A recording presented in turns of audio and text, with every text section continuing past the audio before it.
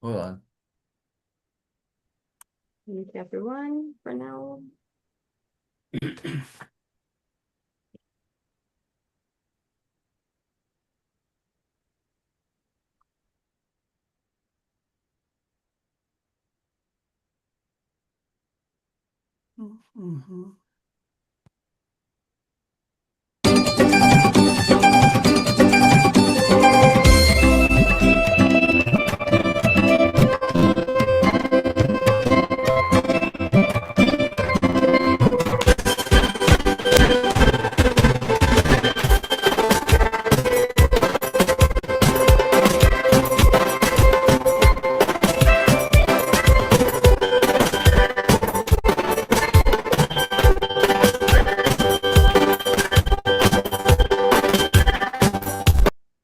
All right, the internet is really bad, so I'm going to stop this and we can proceed, Shakira. Sure, no problem. Who's the stylish is here? All right. So, welcome, ladies and gentlemen. Namaste, assalamu alaikum. Good evening, good night, or good morning to all of you. And we are so pleased to have people in this meeting from all parts of the world in different time zones. I am Shakira Mohammed of Trinidad and Tobago, a teacher for the past 17 years. And ladies and gentlemen, this is the 266th edition of our ICC Thought Leaders Forum. We wish to sincerely thank all of you who have contributed in whatever way to the success of this ongoing Pan-Indo-Caribbean and Pan-Indian Diaspora global project. For 265 unbroken continuous weeks, we have been here every single Sunday. And in the past 5 years, 1 month, and 2 weeks, we have featured 1,284 presenters from all parts of the world, speaking on 265 topics. Ladies and gentlemen, this is a weekly forum being hosted by the Indo-Caribbean Cultural Center, a legally registered research and publishing company operating since 2010.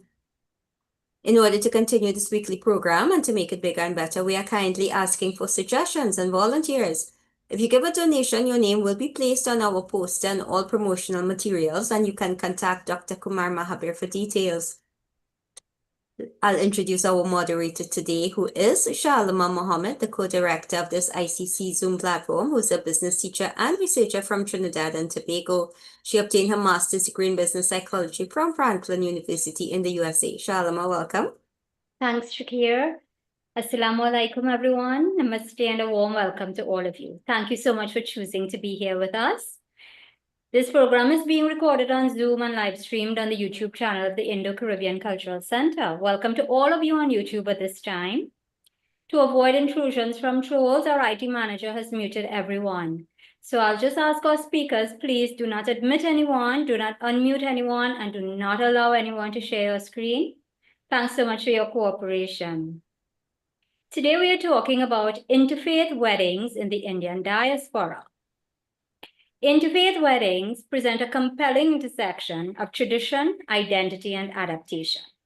As Indian communities settle and integrate into multicultural societies across the globe, unions between partners of different faiths, Hindu, Muslim, Christian, among others, are becoming more common, reflecting both personal choice and broader social change.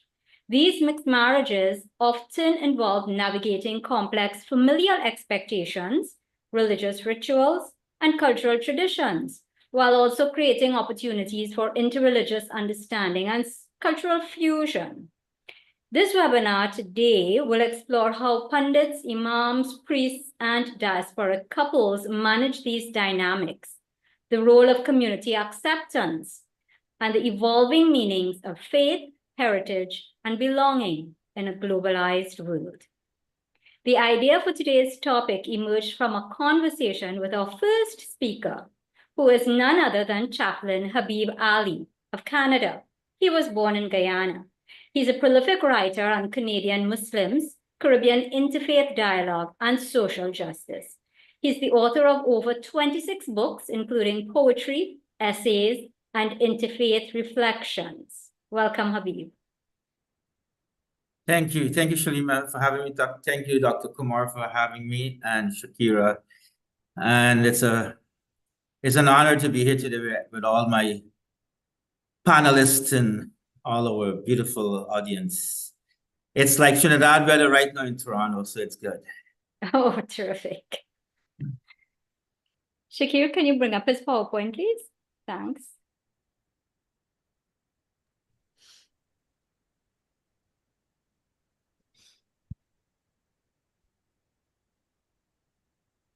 We're not hearing him.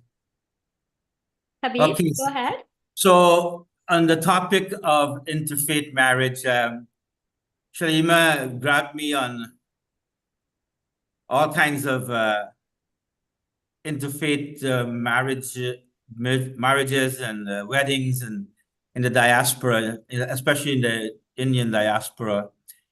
And I'm not sure. I have a set of questions that I was giving, so I will try to speak to that. I did make this PowerPoint presentation prior to the questions, so I may be all over the place.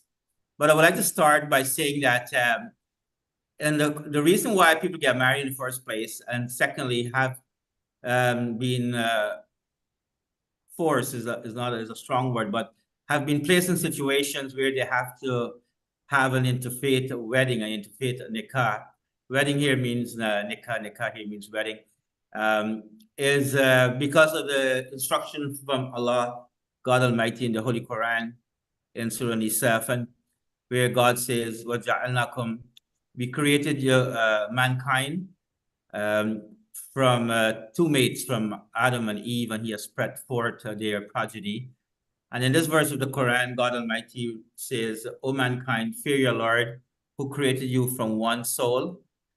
When I shouldn't say mankind, O humankind, fear your Lord, who created you from one soul and created from its mate and dispersed from both of them many men and women. The idea of marriage, an interfaith marriage especially, comes from the Quranic verse where God Almighty addresses the people of the book, Christians, Jews, and some scholars have included people of all different religions, that marry the person that you're pleased with, marry the person that has given you consent. And in Arabic, consent, what we call ijab and qabul. And that consent is what we refer to in a civil ceremony, in a civil marriage, as both parties being the age of consent. So that's where I have taken the liberty of placing the principles and the foundations of marriage, and especially interfaith marriage. Next slide. Now, the statistics, Shalima was asking me about if there is a growth or there is a decline in interfaith marriages. And what I found in Stats Canada is that nearly 1 out of 5 Canadians are in some form of interreligious, interfaith, multicultural marriage.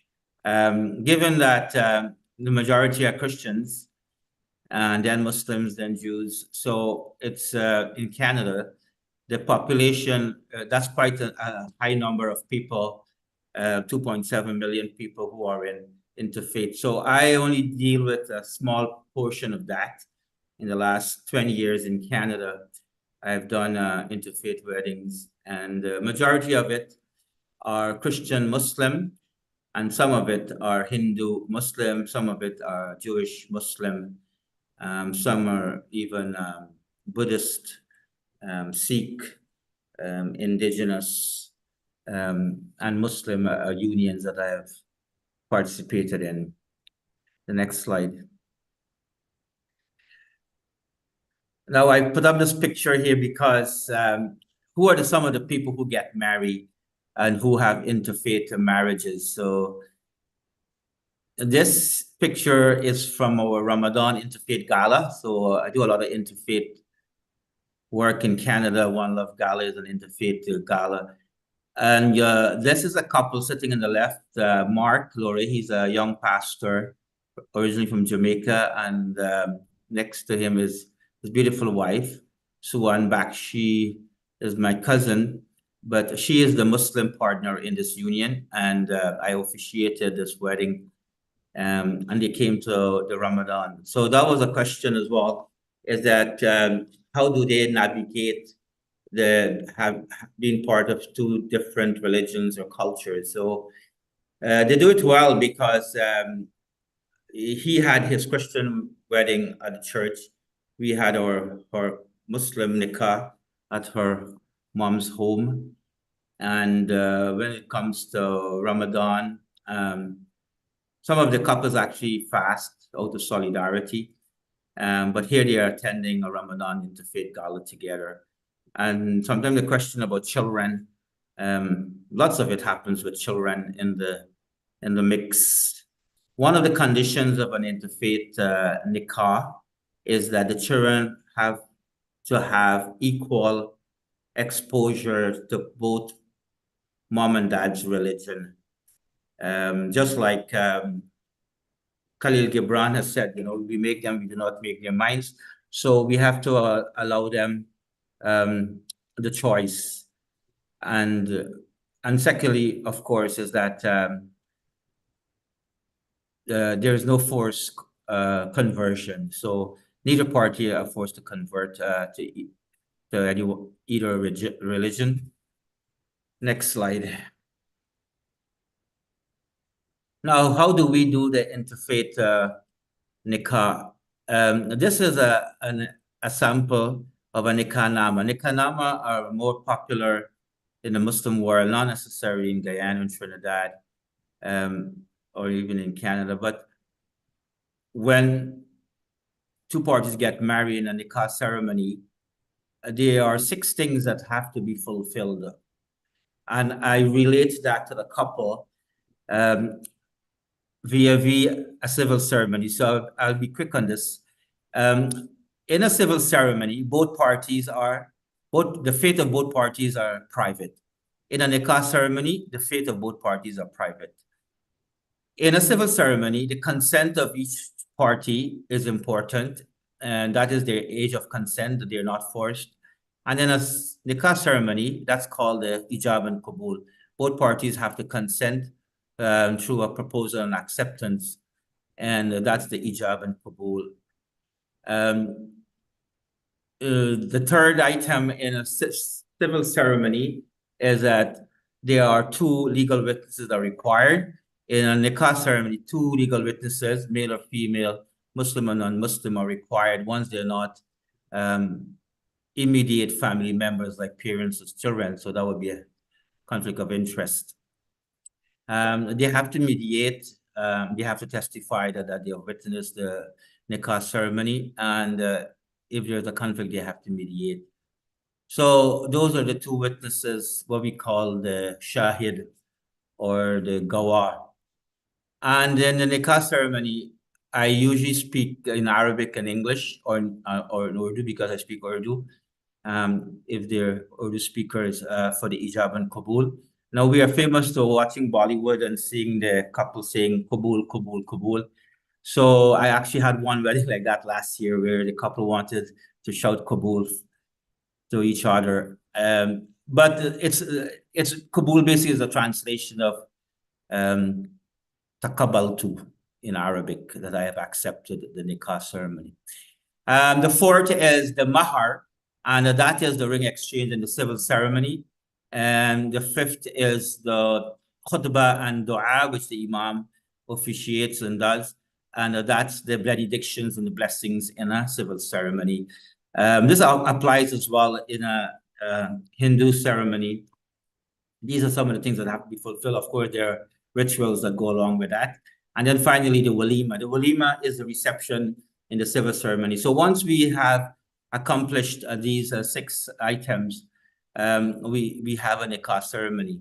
The main item in a nikah is the aqd nikah, the ijab and qabul, the consent as is in a civil ceremony. And once that's observed and fulfilled, then we do have a nikah ceremony. Next slide. The question is that where do these things take place? Because it's customary for have a nikah in a masjid. It's customary back home to have the nikah in the yard, in the backyard, or in the downstairs, and at the home of the family, right? I remember my parents, organized my uncle's wedding at home.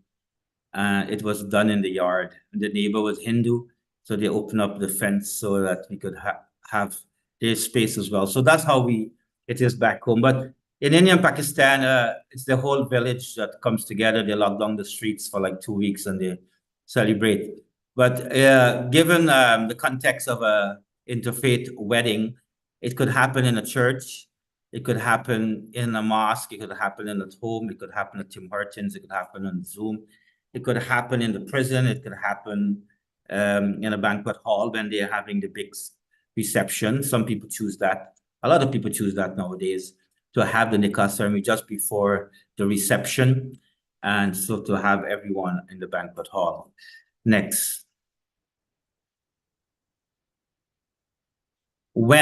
So I mentioned that sometimes for most people, for an interfaith nikah, they would do their other ceremony earlier or after. Most times they do it earlier in the church or in the synagogue or in the temple, in the Sikh Gurudwara, and then they would have the nikah ceremony after they're done. Or if they choose, if they don't have any conflict, then I did one last week where everybody came together. That was a Sunni and Ismaili nikah ceremony. So the Ismaili was first in the same venue, and then the nikah was after in the same venue, and then everybody came together to party. So that's the walima, as we call it, the reception.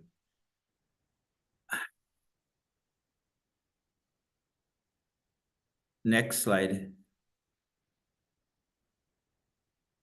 Okay, that's ended. Now, Shalima, I want to address some of those questions you sent me, if I could pull it up, and then I'm done. Sure. Do we have the couple that you met today? I couldn't get a hold of them. I'm in a tight situation here. So you talk about counseling. So I don't do, unlike the Catholic tradition, we don't have a tradition of pre-counseling. However, I mean, in North America, more and more, that's happening. But upon the request of the couple, I would talk to them if they have questions. However, generally, when I do an interfaith ceremony, at least 2 to 3 times, I have a meeting with the couple, and sometimes with the parents or any other persons involved, a faith leader, if they have some questions. But generally, I do 2 or 3 meetings before the ceremony. Most times, the meeting is about what I explained earlier, what would be the nikah ceremony like. So the nikah ceremony is what I explained, but the actual program of the nikah ceremony is flexible. It could incorporate persons from the other faith who would like to say something. It could incorporate music, poetry, speeches, walking in, the bridesmaid, bridegroom, the parents. I usually identify the parents on both sides if they're there or they're available. Sometimes it's not always the case, but I like to. It's part of our culture to not to have a wali or a guardian, but to identify the parents of the bride, because when we do the ijab and kabul, we actually call the name of the couple, we call the name of their parents, and we call the name of the witnesses. And you had a question about the people who attend the ceremony. So majority of the time, once the interfaith nikah has been agreed upon, then the parents would accompany her daughter or his son to the other ceremony, and vice versa. That's what I've seen. But the big celebration, it depends, who's invited. Majority, I did one last week, so it was a Canadian girl and a Guyanese boy. So the majority were Guyanese in the room because her mom had passed, and so it depends on the situation.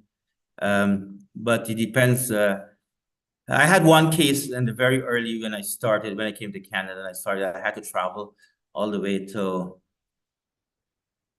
out of Toronto, Sudbury, because the father was Pakistani, didn't accept his son marrying a Canadian girl, and he didn't believe this was accepted. So I had a meeting with him, and when I told him I studied Islam in Deoband and we started speaking Urdu, he kind of calmed down and accepted the things that were said or the wedding ceremony. So things like that happens. I did one with a Jewish girl and a Canadian boy. And it so happened when I arrived there, the rabbi, I knew him because we worked together in the Abraham Festival. We do a festival every year in Toronto called the Abraham Festival, where Jews, Christians, and Muslims come together. So he happened to be there. So we knew each other. So that went smoothly. There's a question there. Yes, a few questions I'm seeing. Yeah. Supriya Bhattacharya asked, I thought in order to have a nikah, both parties have to be Muslim. Is that true? And that's related, I think, to Dilip's question, which is Hindu-Muslim nikah. Do Hindus have to take the Shahada? So I believe what Supriya is asking is whether or not the bride or the groom will have to take the Shahada. How important is that in the Muslim marriage ceremony? Yeah, the Shahada is optional. My mom was Hindu, my father was Muslim, and they got married. That's why I'm sitting here today. So we have lots of that. And some people even reference Akbar in India. He was married to Hindu women. I know that that's not the popular view. It's not a popular view of Muslim marrying Hindus. But as I said earlier, in the verse of the Quran that allows the marriage of people of the book, some scholars interpret that to include Zoroastrians and people of other religions. And taking the Shahada is optional. It's not compulsory because, again, the verse of the Quran that I quoted, "Fankihu ma taba lakum minan nisa," it should be marriage is out of consent. It's out of your free volition. It's not something that is forced. I know there are a lot of arguments around that, and it's a nuanced situation. Right.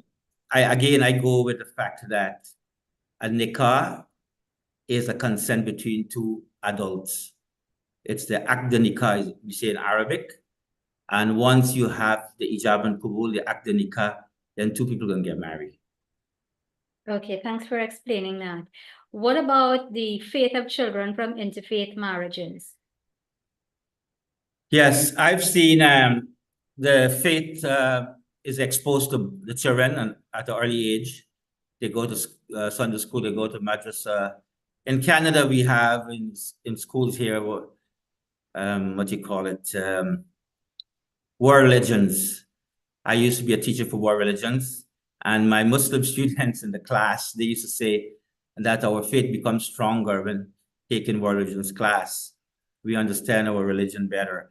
So people, children, even without interfaith marriage, they choose to practice Islam or they choose not to practice Islam. So with the interfaith children, I've seen some of them have come out.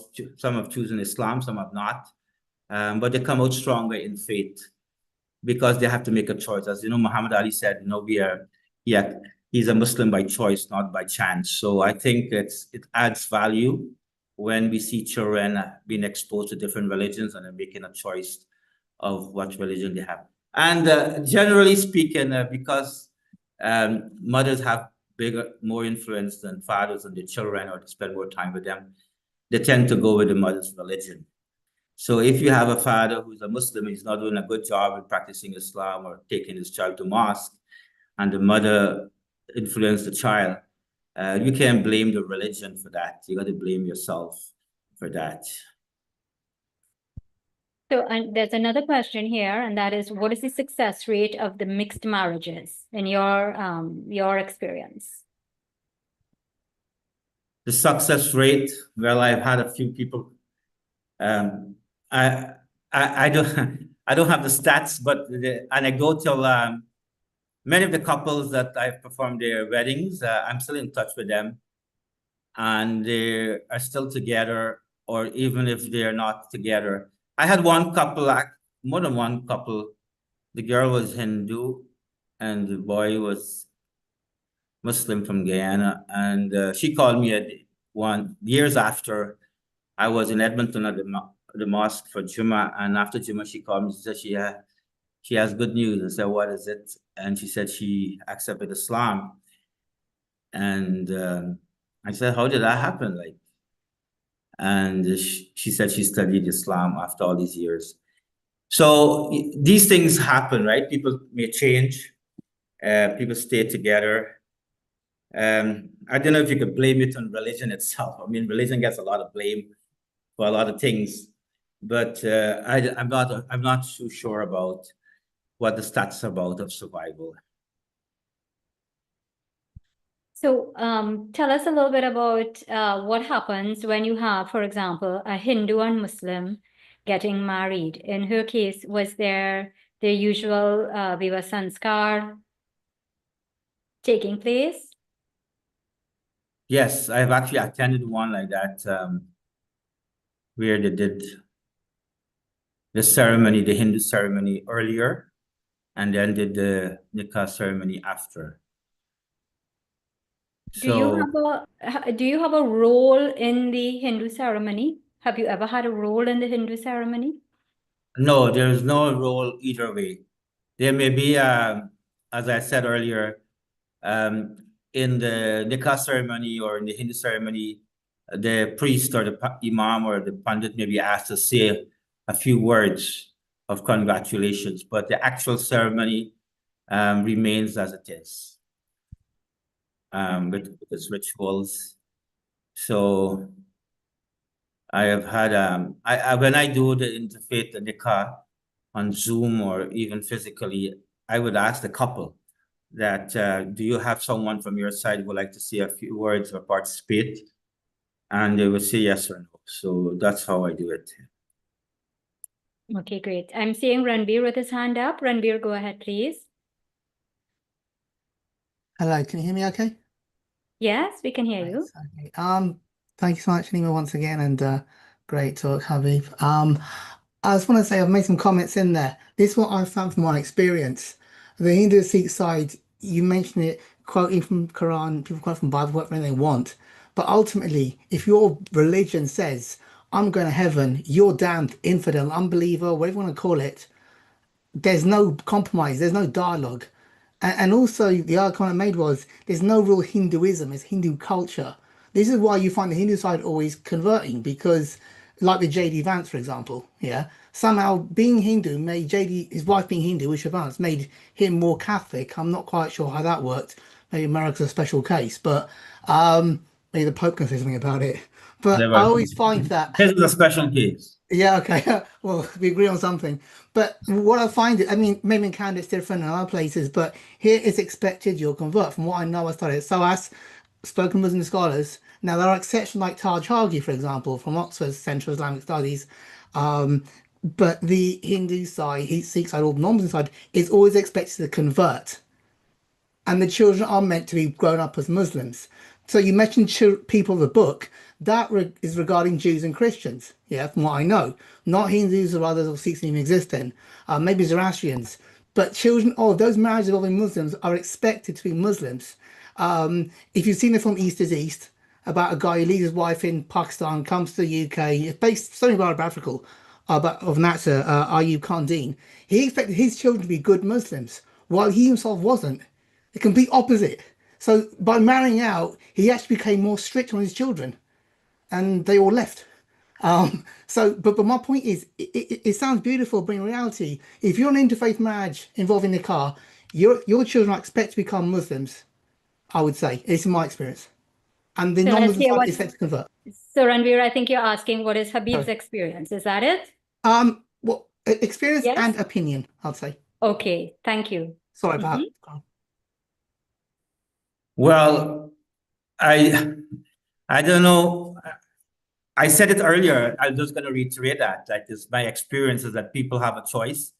They don't force each other to convert to each other's religion. They give their children a choice because given that they're both following two different religions, and those children make a choice, especially we know in Islam that you're only responsible Islamically until you reach the age of puberty, right? So when you're a teenager is when they happen to be in grade 11 and they're studying world religions and they make a choice. They have to have an informed choice of their religious path. So that's what I know of.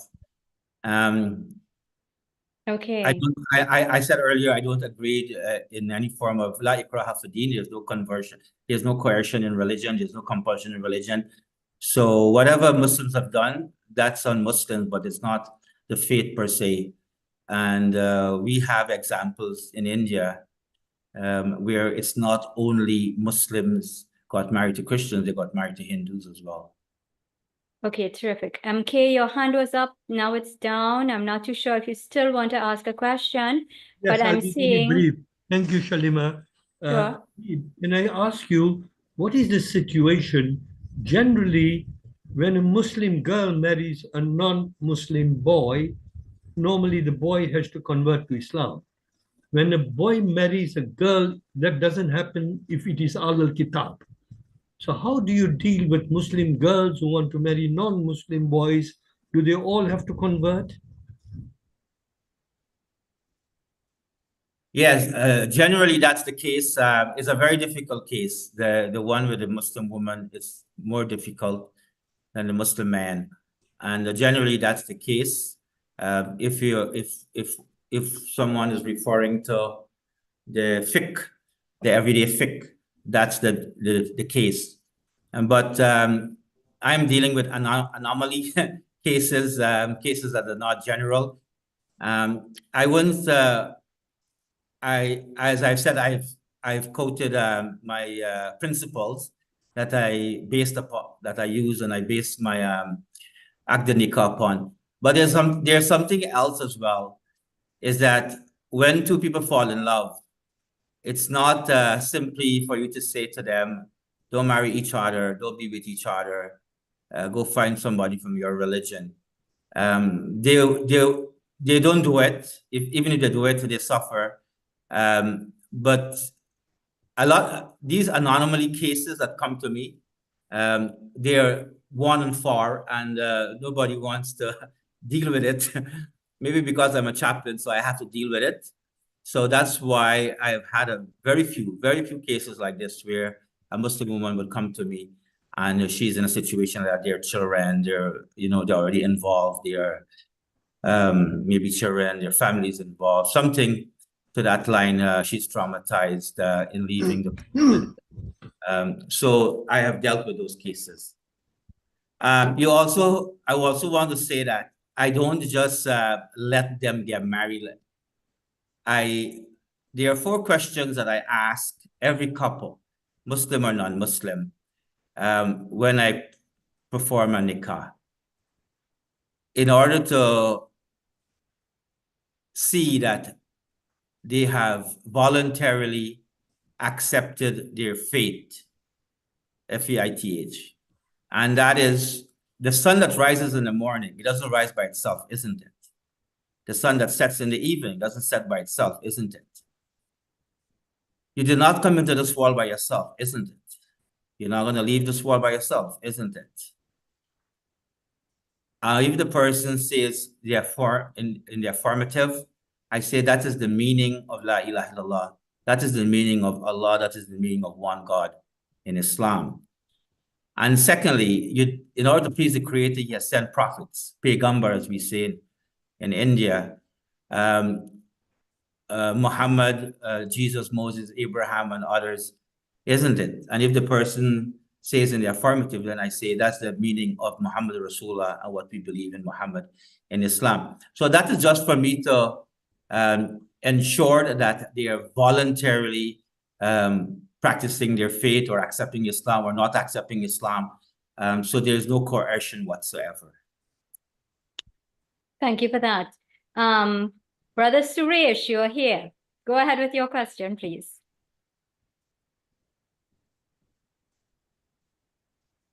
Suresh Rajpura. Oh, no, I don't have a question. I just wanted to make a comment. Okay, quick comment. Thanks. In India, I know many examples when there's an interfaith situation, boys and girls, they really normally get married in a civil court to avoid the Hindu ceremony or Muslim nikah and keep the things very, very simple. Then they have a reception and everything. That's fine as well. But there are many couples that I know in India, especially, who married to each other, and religion is not the issue. There's no question or coercion about the conversion as such. They both follow their own path. Now, with regard to the children, they have absolutely choice. Nobody tries to influence them. They say we are, when it comes to religion, they say we are Indians, not Muslims or Christians or Hindus. That's all I wanted to say. Very good. As a matter of fact, when there's a disagreement on the nikah or on the Hindu ceremony or the Christian ceremony, I recommend them to do the civil ceremony. And in the civil ceremony, all the things that I mentioned earlier are fulfilled. So even if I go there and make a dua, or even if I don't go and make a dua, or I go and make a dua, they have fulfilled the civil ceremony, which is as good as the nikah ceremony. But of course, that would be problematic in certain circles. Excellent. I want to thank you very much, Habib, for being with us. I know that you have a lot going on. Why don't you tell the audience what you are involved in today so that they'll have a better idea as to why you're probably not going to be able to stay until the end? Yes, thank you, Shalima. Thank you, Dr. Kumar and Shakir and everyone for being here. This is a very difficult topic, so I don't even think I wanted to be on this topic. But more so, I run a food bank in Toronto for people of all backgrounds. Our clients are from all religious backgrounds. Our donors are from all religious backgrounds, and our volunteers are from all religious backgrounds. So today's our food drive for Canada Day as well as Ashura. And I'm just here at this center, and we are giving out free barbecue to the families that are coming as well. They come and pick up the food, and we have volunteers that deliver the food across the GTA. So that's what got me. I'm heading back there to the operations now. So I really appreciate your time, and one love. Thank you. That's the name of the Thank you. organization. Thank you very much for being here with us. I know that it takes a lot out of you to do all of this, but I want to thank you very much for giving us of your time and your expertise, and best wishes for success today with that food bank. Thank you. Take care. Assalamu alaikum. Namaste and Walaikum shalom salam. and peace be with each and every one of you. Thank you. So, ladies and gentlemen, that was Chaplain Habib Ali. And I want to move right into our second speaker now, who is Sailesh Narayan from Fiji. He's a second-generation descendant of the indentured laborers who went to Fiji. He's an assistant lecturer in the Department of Language and Literature at Fiji National University. Welcome, Mr. Narayan.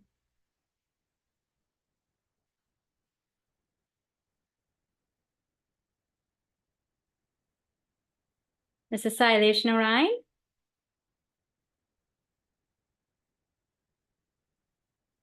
Dr. Mahabir? I know that he came can share in. his screen. He's there. Right. Thank you. We're seeing him now. Oh, here we are. Go ahead, please. Please allow me to share my screen from my end. Yes.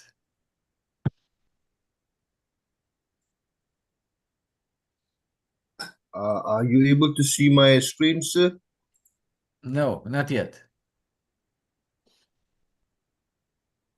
Sure. Okay, it's coming up now.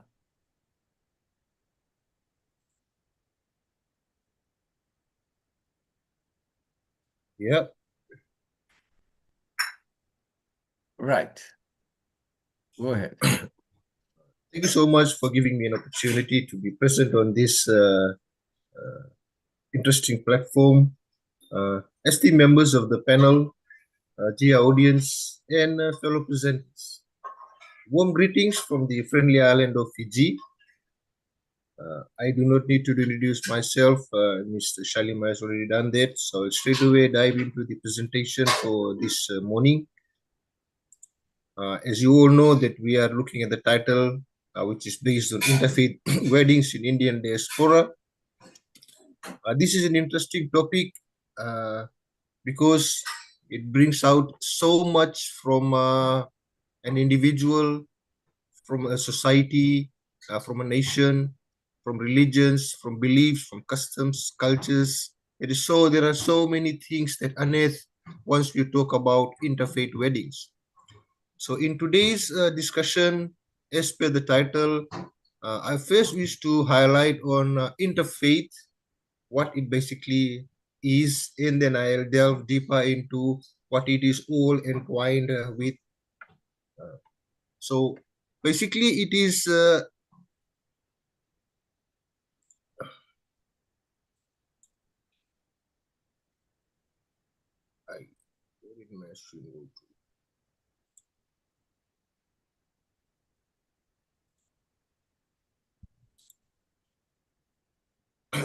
so basically interfaith over here, one can understand is that it is an interaction between people of different religions or faith traditions. That is how it is basically understood as. But to my understanding, it is more than that. It is about understanding one's significant differences, but also at the same time recognizing the similarities and working together for peace, justice, and healing in this world. Now, this interfaith marriages, in many ways, has brought about a lot of changes in people, in the justice system, and healing in this world, basically meaning people are more connected to one another. And it is all referring to when they look at the beliefs, the customs, the cultures that they're adapting to. Right? It also leaves out the core values that are shared by all religions. Every religion in this world has its own values, its own beliefs. For this, we are looking at values like compassion, respect, love, hope, and peace, which are necessary for sustaining life in all communities. This is something which needs to be adhered to, and I'm really thankful that this topic has come up because through these values of all religions can be shared along with the other humans that we are living with. Now, when we talk about interfaith wedding, we looked at interfaith. Now we are looking at interfaith wedding, a beautiful celebration that joins together two individuals from different religious backgrounds, basically. It is a way for people to honor, respect individual faiths while also embracing shared love and commitment. So once we come into this mode of interfaith wedding, we notice and we know that there will definitely be two individuals of two different backgrounds, two different religious backgrounds, who would be trying to get together. There will be that form of connection within them, which will make them to stand up for each other, to love each other, and then plan to spend the rest of the life with one another. And that is so much powerful in itself. Now, it also enables the couples to incorporate rituals. Every religion, every culture has its own forms of rituals. So in this sort of wedding, in the interfaith weddings, the couples basically are able to incorporate rituals, traditions, and elements from both of the religions, creating a unique and meaningful ceremony that reflects beliefs and values. Now, how are these put into, or rather added into the occasions, the moments that are celebrated when you talk about interfaith wedding? So moving on to the next slide, the very first point that I wish to highlight on is the ceremonies.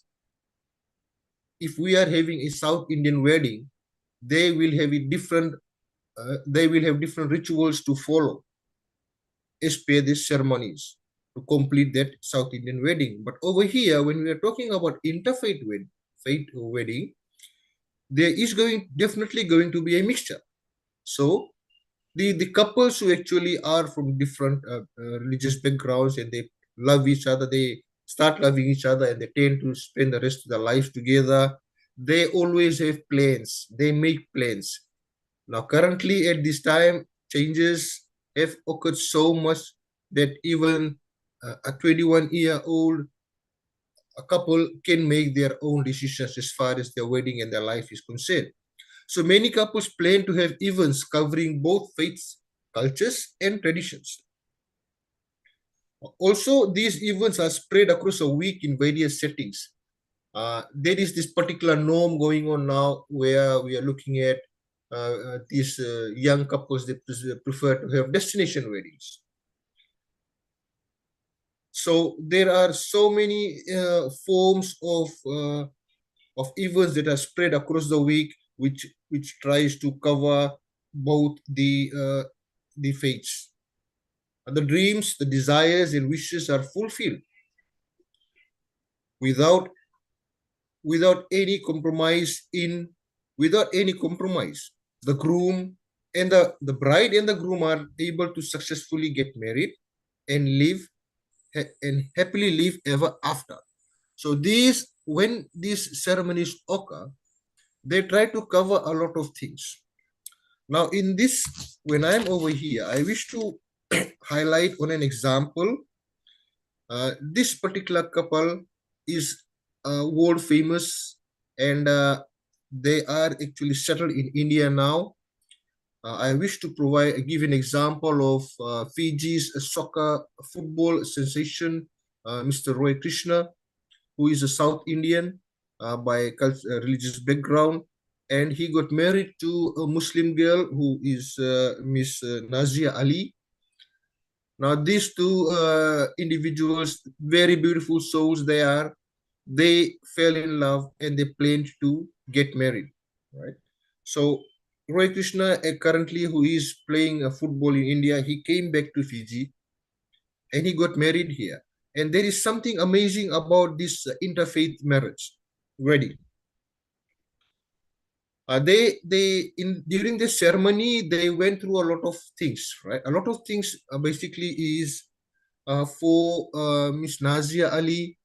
She had a traditional Muslim Mehendi night at her home, whereas Mr. Roy Krishna, he had his Haldi night at his home at his home.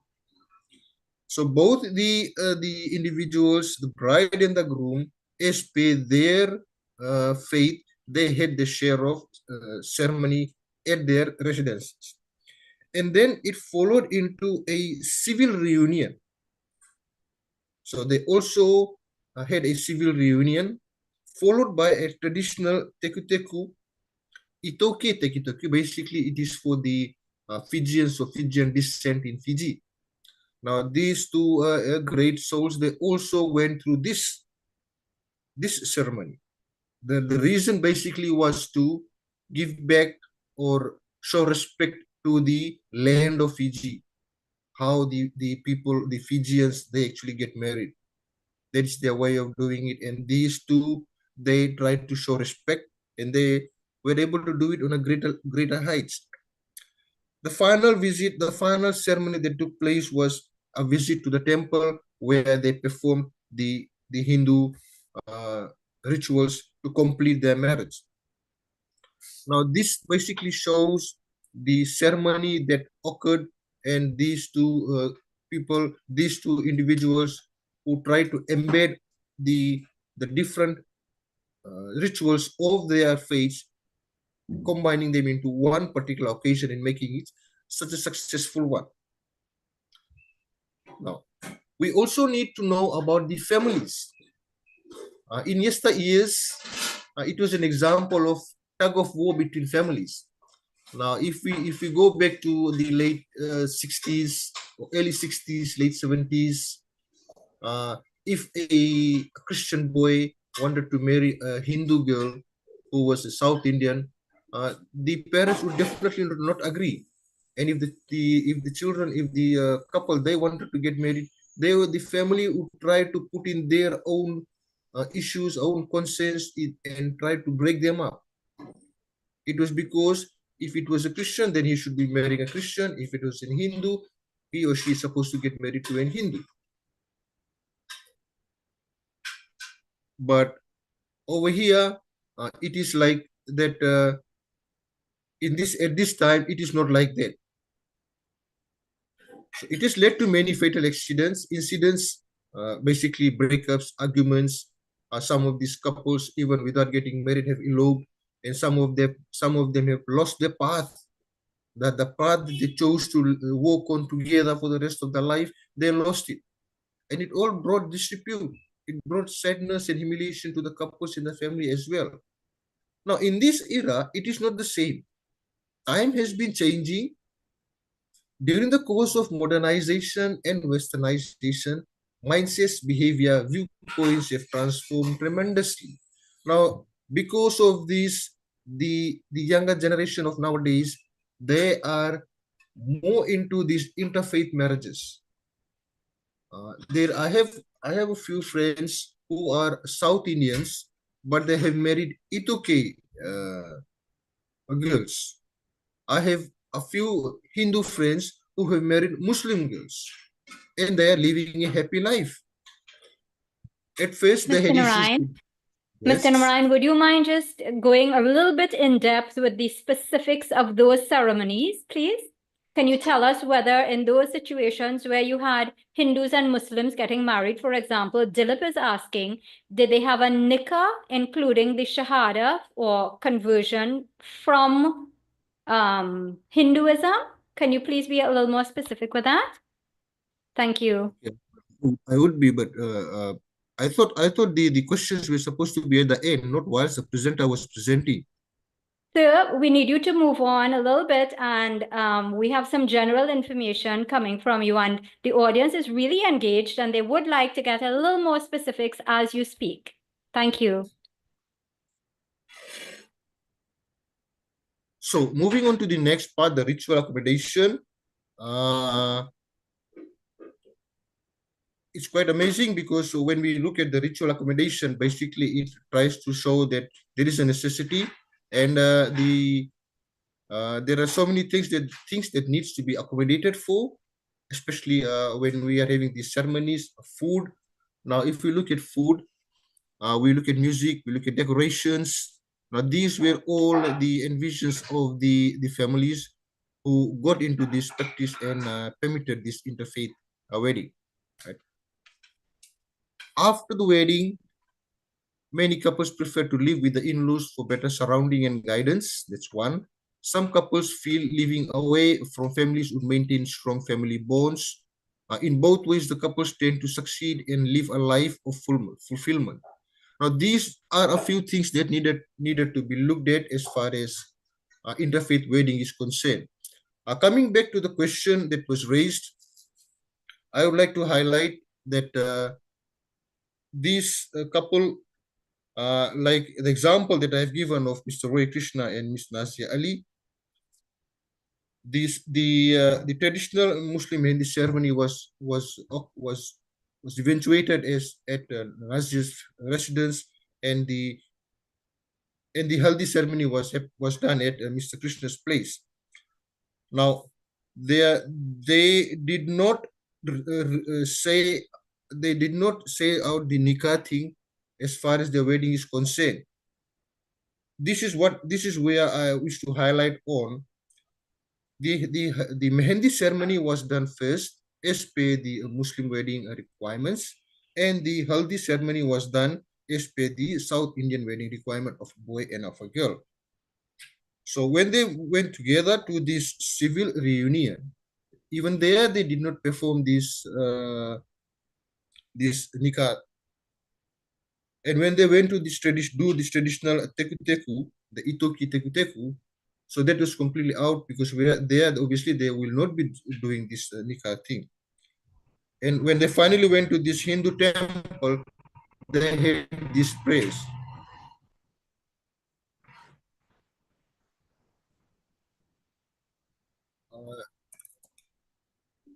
I actually there is no basic statistics provided on this the success or the failure of interfaith marriages, but I have, as far as my experience is concerned, in my environment, in my community, I have many friends who have married somebody from a different faith, and yes, many of them are living happily. But like I mentioned in my previous slide, that there could be certain individuals within the family, within the community or the society, who may still be holding on to those old beliefs or thoughts that it is not important, or it cannot be that one person from one faith get married to the person from the other faith. Time is changing. Let things go for the betterment of everyone. So the statistics basically is not available to me. However, I can definitely say that many marriages are successful, and the children of these couples, they are doing well. They are doing well, and they have excelled in many ways. In many ways in their life, they're doing well. They're bringing the basic reason for these interfaith marriages, weddings, a connection between people of different faiths, is because of this modernization and westernization. Now, taking values from one culture, one religion, and enhancing your own self, your own life, is something which probably everybody wants to do.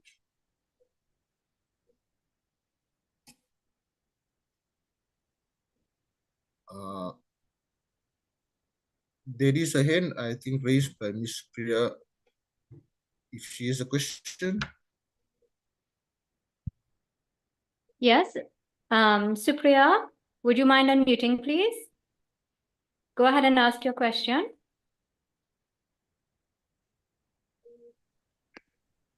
You're unmuted. Go ahead, please. Okay. Thank you to both the speakers, but I'm still, can you hear me?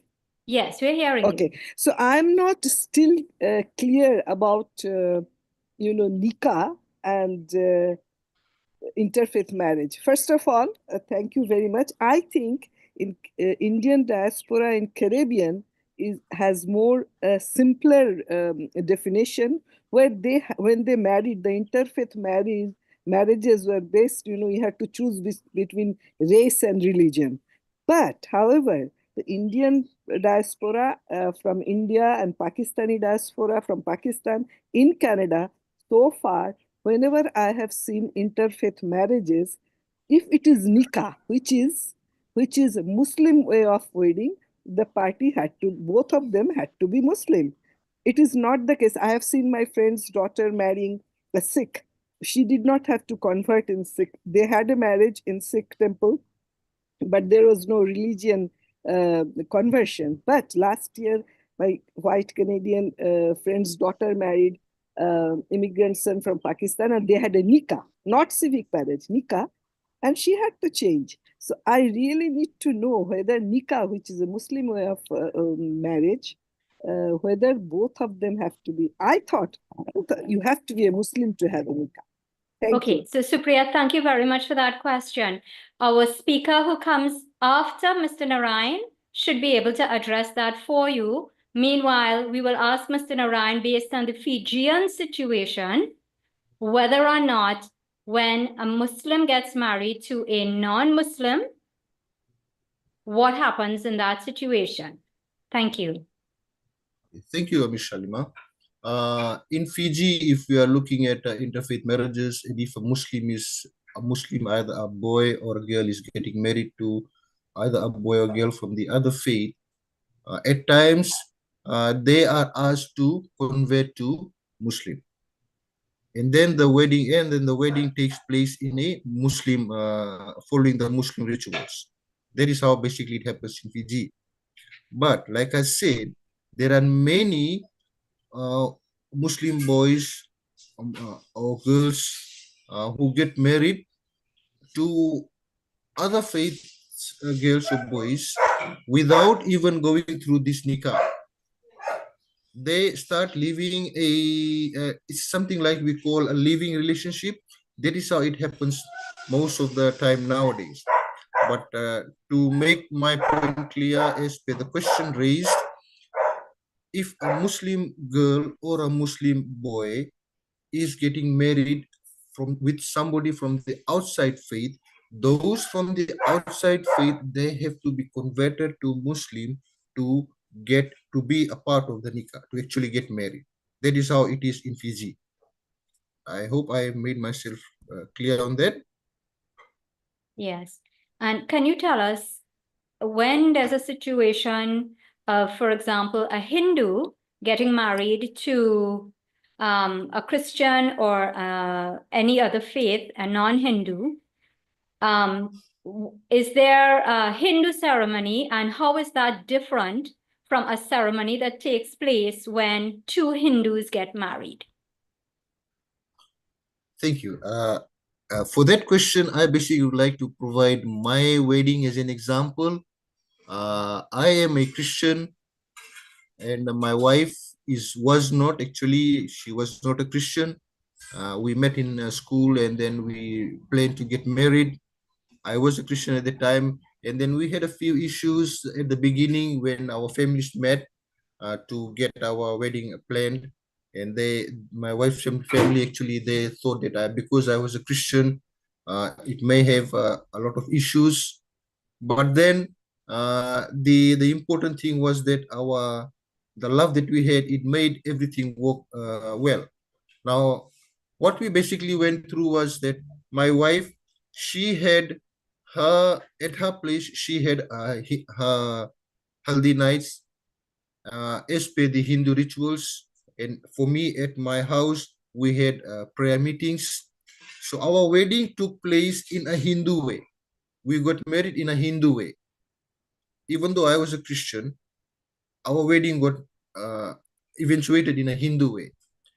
But the reception that occurred at my house, it happened in a Christian way. So we mixed everything together. The only reason for that was we did not want to lose each other. So this is how things went, and I believe my marriage is an example of what you are asking for over here. Thank you. Okay, good. Thank you. So we have a question from Jay Nair. Jay, go ahead, please. Jay, can you unmute? Right, Good. I'm done. The question is there any legislation in government that addresses the mixed marriage issue? I'm looking at it from a human rights perspective. Do they have legislation on human rights as per the Charter of Rights or the United Nations charters, which is to recognize the people of different faiths? Thank you for your question, sir. I certainly believe that there may be legislations. I haven't gone to that extent looking at all this in the government arena, but I certainly feel there could be. I can always get back to the organizers based on this after my research. But yes, when we are having these court-registered marriages, in that there could be certain rules stipulated and guiding principles based on these interfaith weddings, because it's easy for the couples nowadays to go into the court and get married and get their marriage registered. Right. It doesn't matter what faith they belong to; they go to the court and get married there. So yes, certain things are based civil ceremony. Civil ceremony here. Yeah, that prevails as far as the country is concerned. But when the time there's family is concerned, it's the religion. So there's two sets. And I think that's common in all parts of the world. Okay.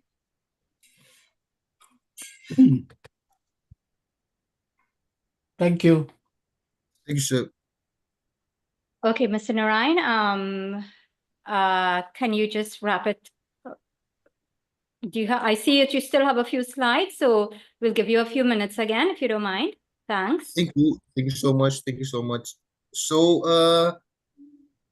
I wish to also highlight on few pressing issues that may arise because of these interfaith marriages if it is not taken care of. Cultures and beliefs are so much diluted in many ways. The generation that we are having now that are coming up from the primary schools, the secondary schools, not much stronghold. They do not have that much stronghold of their faith. So probably because of so many mixtures, things are getting diluted. Values are fading away. That is a pressing issue as well. Moral of humans, it is invisible in many compartments. If you, in my experience around my city, my country, it is seen that there is not much values upheld as it was before. So these are a few things that may creep in because of these things if they are not taken care of in the manner that it should be. Concluding my presentation this morning, these interfaith weddings have brought about many changes which has been accepted both positively and negatively in all societies. And basically it has happened because of modernization and westernization. And there are changes that the human has accepted with open arms. And there are going to be more changes, but we need to be mindful of how to accept them, how to embed them in our lives, in our family life, in our personal lives. But the basic reason is that the growth of every human should not stop. The growth of every human should always continue. With this, I wish to thank you for being such an amazing audience. Thank you so much for listening to my presentation. Thank you. Thank you so much. Let's just take your last question from Mr. Krishna Padayachi. We'll take a quick question from him if you don't mind. Mr. Padayachi, let's have your question, please. Please unmute your mic. It's unmuted. Go ahead. Can you hear me? Oh, yes. I have a question.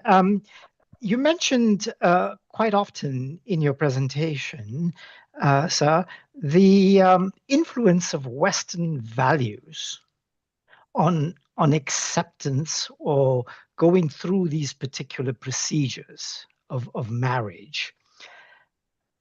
Can you say, or I want the opinion of other people too, that this is to the credit of Westernization, that this has come about?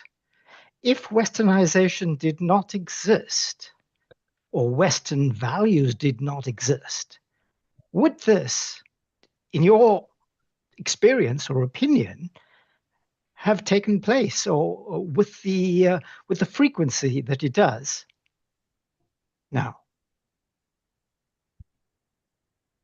Mr. Narayan? Thank you. It is, I believe that when we are looking at the aspect of Westernization and modernization and how it has transformed things, in until late 80s, there were the strict rules and regulations. I'm talking about Fiji over here until the late 80s, late 70s and early 80s. Like these interfaith weddings and marriages were not bound to happen more. So the influences, like what I've mentioned, the influences of Westernization, as it came along, the mindset of people continued to change. Now, we can see that if there is something new comes up in the shop, and if you take your child with you and they are quite young, they would always want to buy that new thing. It is going to always interest them. So when this thing evolved around, came up, things were new to a lot of people, and they tried to grasp them, tried to look at them, play with them, and in doing so, they were able to adapt all these things. And whilst adapting, they transform their thoughts into many ways, in many ways, just to be able to adjust to that particular uh, environment, particular society. So yes, I certainly believe that the influence of westernization has certainly played a huge role in the mindset of people of Fiji. Thank you. Okay, Mr. Narayan, thank you very much for that. I really appreciate the time and the effort. And it's very early there in Fiji, so I want to thank you so much for being here with us. Thanks again. Thank you so much. Ladies and gentlemen, we move on now to our third speaker. This is Imam Iqbal Haidal. He's a marriage officer and member of the Ahmadiyya movement. He promotes dialogue and mutual understanding in Trinidad's religiously plural society. He's also a retired educator. Welcome, Imam Haidal.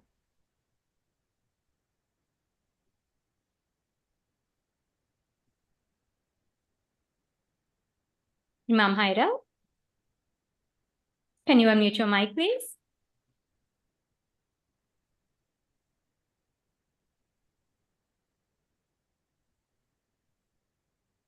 I need you. Unmute. Yes, unmute. Please unmute your mic. Yes, you're unmuted now. I am. Okay. Mhm. I am on. Yes. Yeah. Okay.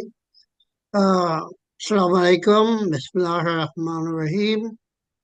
I want to agree with a lot of things that have been said by the Imam that started the program, except in a few cases which I will discuss. But I will do, he had dealt with the logistics that go with a marriage ceremony or nikah.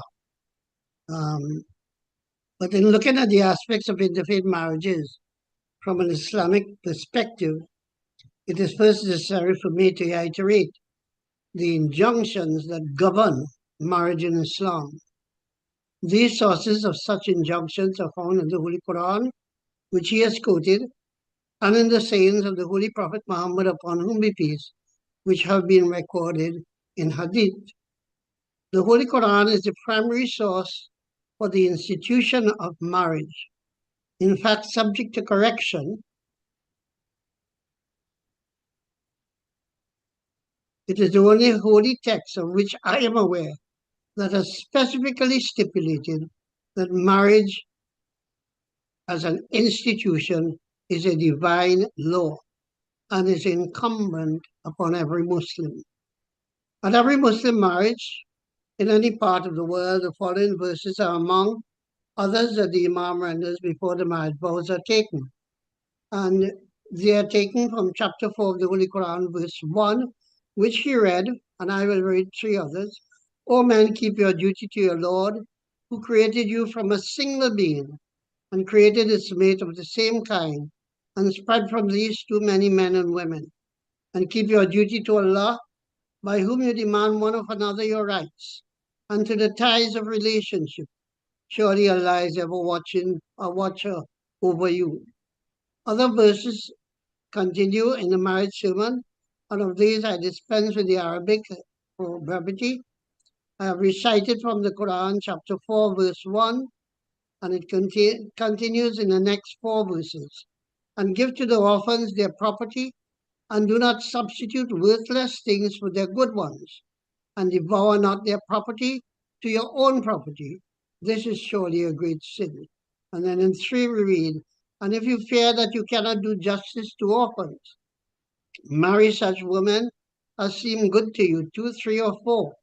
But if you fear that you will not do justice, then marry only one, or that which your right hands possess. This is more proper that you may not do injustice. And in 4 it says, and give women their dowries as a free gift. But if they of themselves be pleased to give you a portion thereof, consume it with enjoyment and pleasure. and make not over your property which Allah has made a means of support for you to the weak of understanding, and maintain them out of it, and clothe them, and give them a good education. There are other verses of the Holy Quran that enunciate the marriage relationship. But at this point, I would prefer to share with you what the Holy Prophet Muhammad, upon whom be peace, enjoined upon the Muslims through the hadith, which are his sayings. Firstly, he who is able to marry should marry, for it keeps the eye cast down and keeps a man chaste. And he cannot should take to fasting, for it will have a castrating effect upon him. Secondly, a woman is married on account of four things: on account of her wealth, and on account of her nobility, of her family, and her beauty, and on account of her character. So attain success with the one possessing nobility of character. Thirdly, make the marriage publicly known and perform it in the mosque and beat at it with duff, that is tambourine or some type of music. When the marriage is being conducted, the Imam delivers a khutbah or sermon explaining to the parties in marriage what is expected of them as they join together in matrimony. The Holy Prophet Muhammad, upon whom be peace, taught us the following sermon, and which is recited in Arabic, and of which I will give only the English translation. All praise is due to Allah.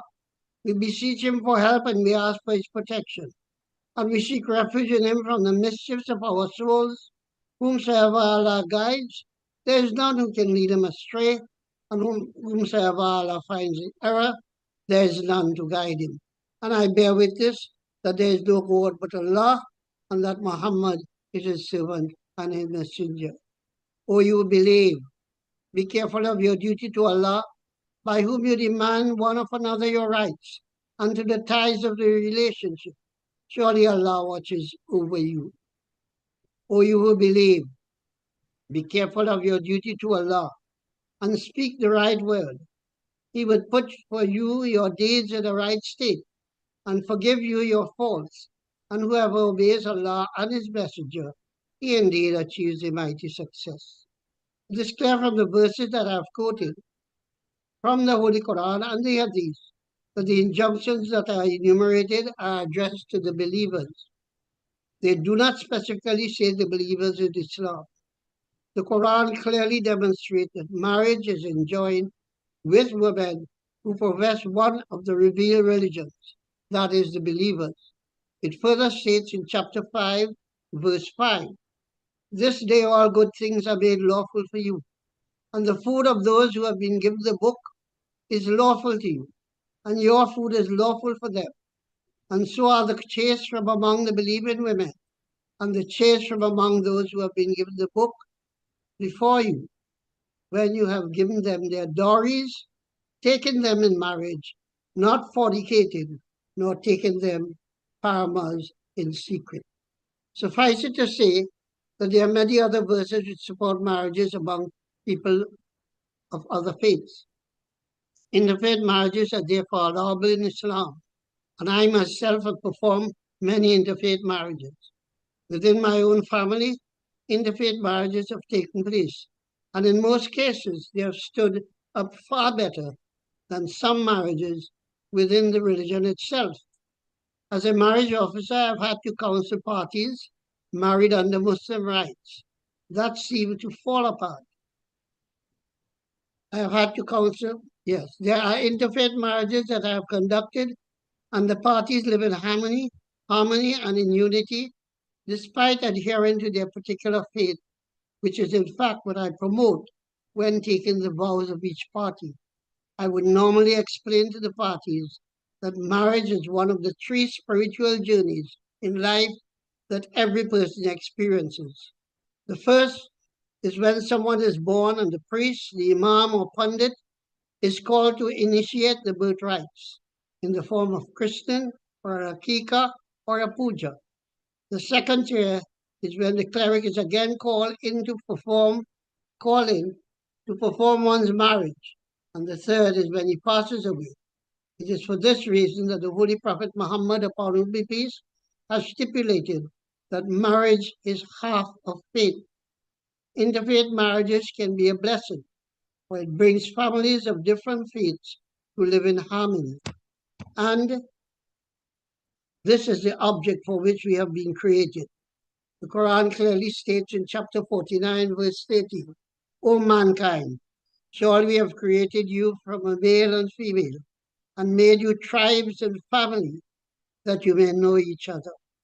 The verse is addressed to mankind and clearly demonstrates the universality of the Quran in bringing humanity together, regardless of faith, ethnicity, or country. Thus, within our organization, many interfaith marriages have been conducted. In a particular case, the Barbadian Afrodensis was married to an Indo-Trinidadian from our organization. He not only became an executive member of the Anjuman, but is currently holding the position of Imam at one of the mosques associated with the Anjuman. Concomitant with interfaith marriages, through our conventions, we have had intercontinental marriages, particularly in the Western Hemisphere. Among us, there are many Guyanese Trinidadian marriages, Surinamese Trinidadian marriages, and in a special case, a Japanese Trinidadian marriage.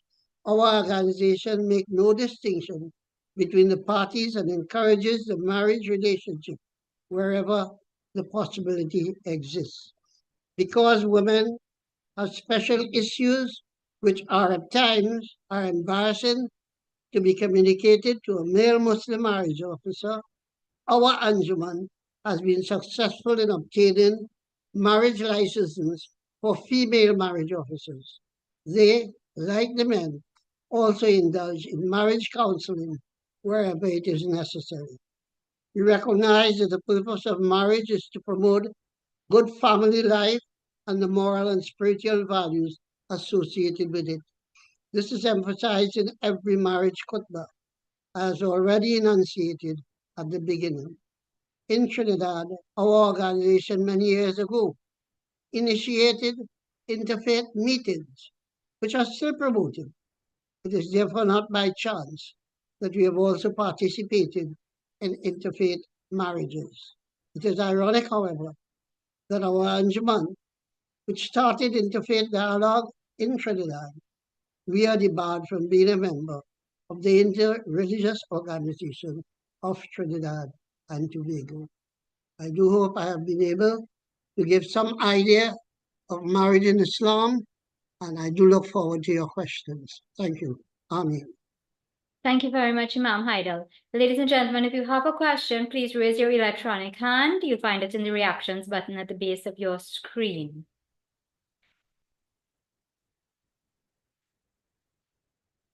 Imam Haidal, I am asking, let me see, there was a question earlier from Dr. Roseanne Kanhai, which related to the success of interfaith marriages. Can you comment on that, please? Sure. In most cases that I have done, I can only speak about myself, interfaith marriages have been successful. In fact, I can say from what I know from the rest of the Muslim community, there are many Muslim marriages that took place between Muslim parties that have fallen down. And I guess it's because of the way that the marriage itself is presented and how the parties are informed of what marriage life is all about. So essentially what you're saying is religion is not as important in the marriage. It has a great deal to do with the maturity of the individuals and their ability to relate better to each other or are prepared for a marital situation. No, I specifically said when I was speaking that we recognize marriage as half of faith. It is a spiritual experience. And this is the difference because we feel that marriage is based on love. There are many marriages that take place that I'm aware of. My grandfather and grandmother, they were arranged marriages. But because of the spiritual nature of a marriage. If we maintain that, then of course we will not have the kind of problems that we are talking about. But I think it's the perspective to which the marriage officer or the pundit or the priest gives marriage. I did one marriage where it was a pastor and myself, but the pastor was more concerned about preaching rather than giving instructions to the couple as to how she should live. And afterwards, people did congratulate me because I took a very different turn, explaining to them the way that they should live in married life. So it depends upon, I think, sometimes the kind of information that is given to the parties. And I want to say where I differ with the Imam, every marriage that I do, whether it is interreligious, interfaith, or whether it is between two parties who have the same faith, that is, they are Muslims, I call them to my home before and explain to them exactly the vows that will be taken. I do not take the Shahada at any wedding. If it has to be done, it has to be done at my home. So in the public space, I do not take Shahada. They come to my home, I explain to them what it is all about, what the vows they are going to be taking. And in fact, when I do take the vows, I do not say that they have to live according to Islam, but really I will say that they must live according, if it's an interfaith marriage, according to their faith. Because we must recognize in Islam, we recognize all the prophets of God and all the religions that have gone before have been there, and it is only because that they have been there that we have got Islam as the last religion on earth. Thank you. Thank you for that. Jay Nair has a question for you. Jay, go ahead, Sure. please.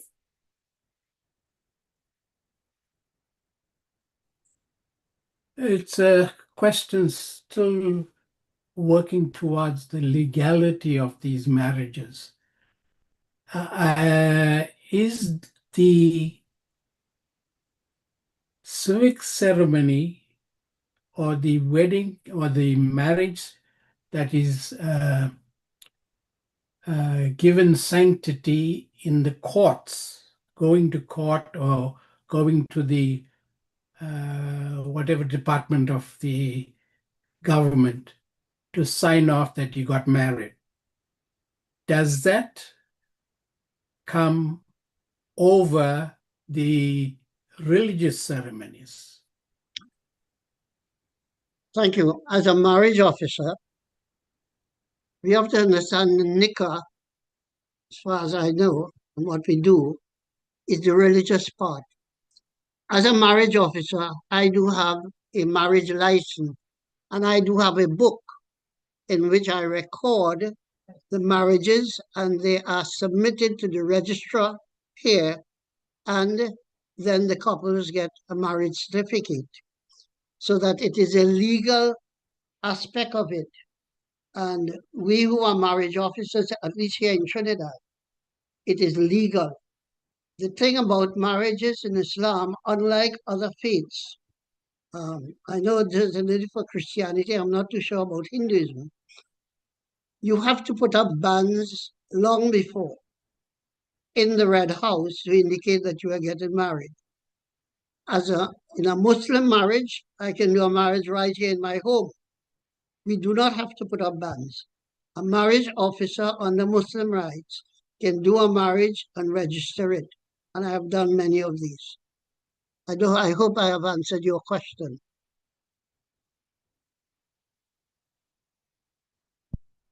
Thank you very much, Ma'am Haidal. I'm not seeing any other raised hands.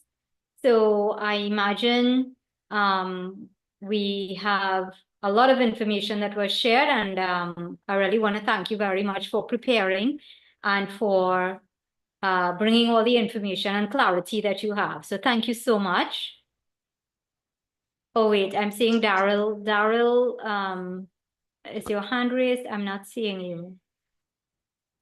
Maybe it went up and it came back down. I don't know. Okay, in the chat, sorry, Daryl did raise a question in regard to marriage among more than one parties. Okay, does anyone know of ceremonies involving 3 people? 1 woman, 2 men, or 1 man, 2 women? Can you please respond? Yeah, I'm not aware of it. I have never seen such a marriage. And under the laws of Trinidad and Tobago, I think it is recognized that marriage means 1 male, 1 female. Yes. Yes, so that precludes our situation here. All right, thank you very much again. I want to bring on now our 4th and final speaker. And this is Dr. Mosmi Bim, also of Fiji. This is a governance scholar with a PhD focused on Pacific electoral autocracies. She's a civic advocate at Fiji National University who bridges academic research with public engagement. Welcome, Dr. Bim.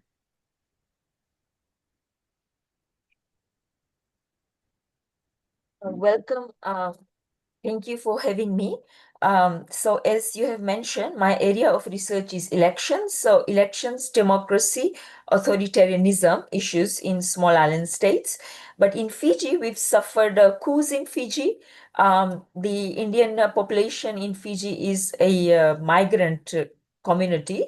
Indians were brought to Fiji in from 1874 till 1920 under the indenture system to work in the sugarcane plantation by the British colonizers.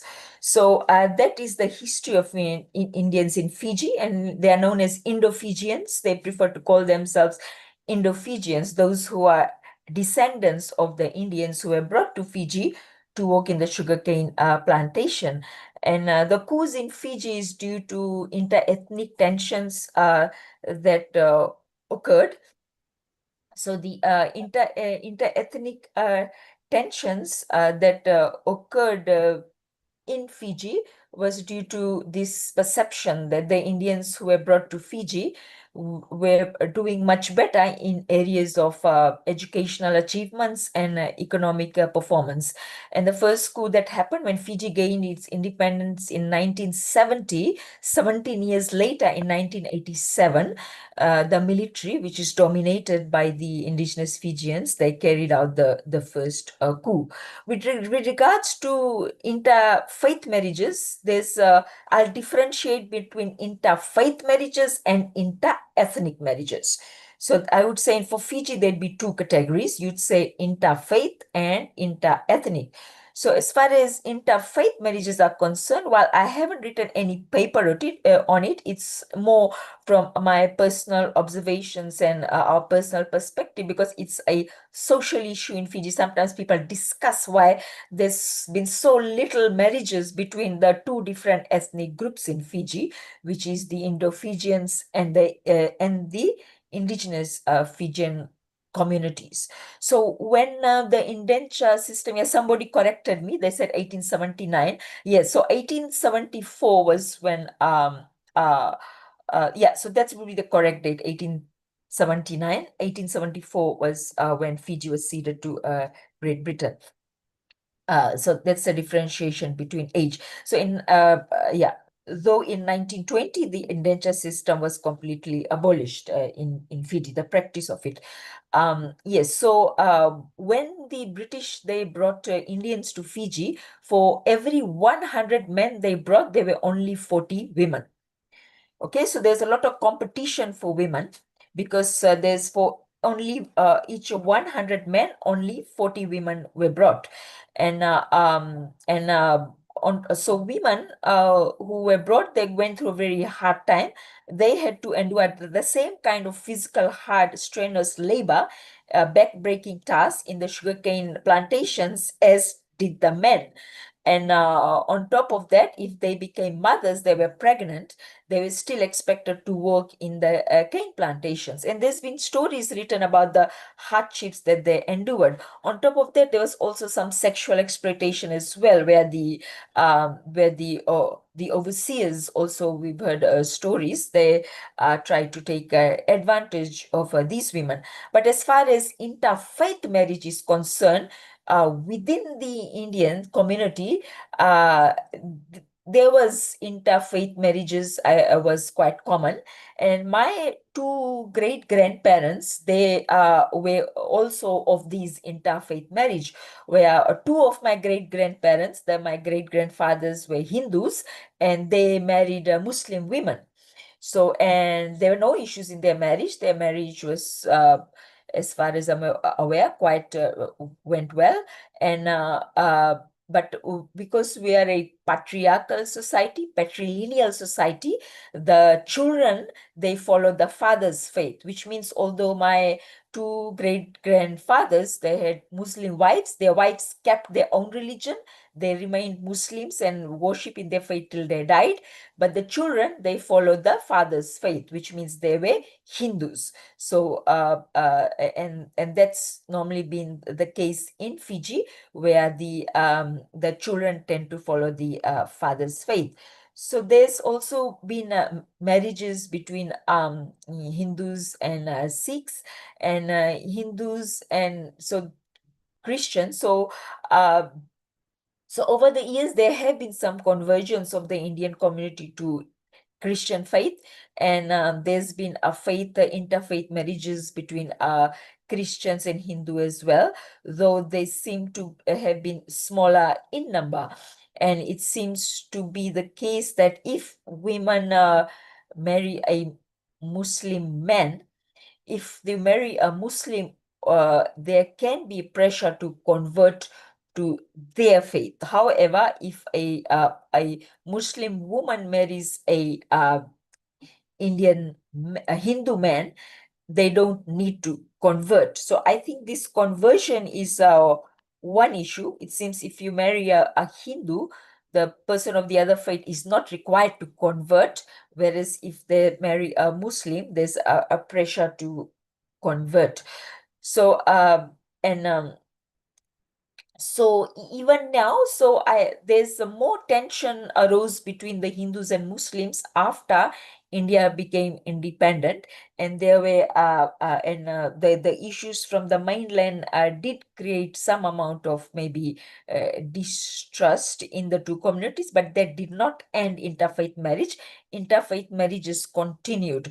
What we've had less common in Fiji is inter-ethnic marriages between Indians, those who were of the Indians and the indigenous Fijians or Itoki.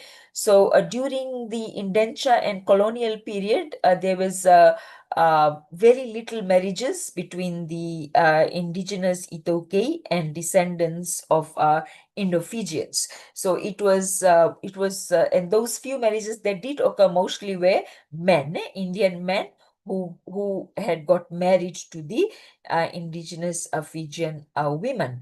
And there was for women, Indian women, to marry men of another race or ethnic group was very rare during colonial times.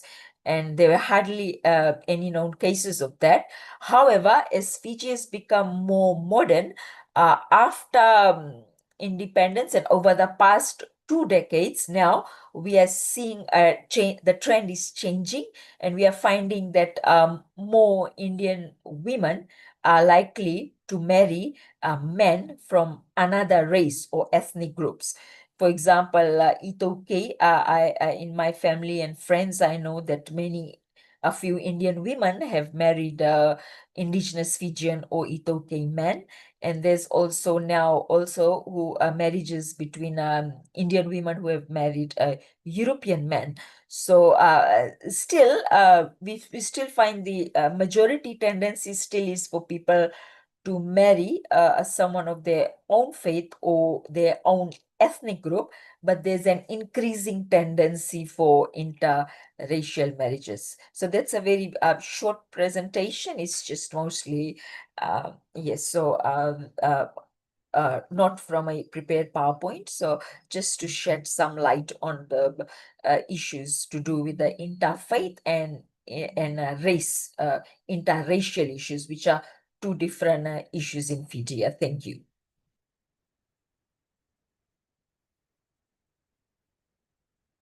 I'm sorry, I can't hear you. Oh, thank you. Thank you so much, Dr. Bim.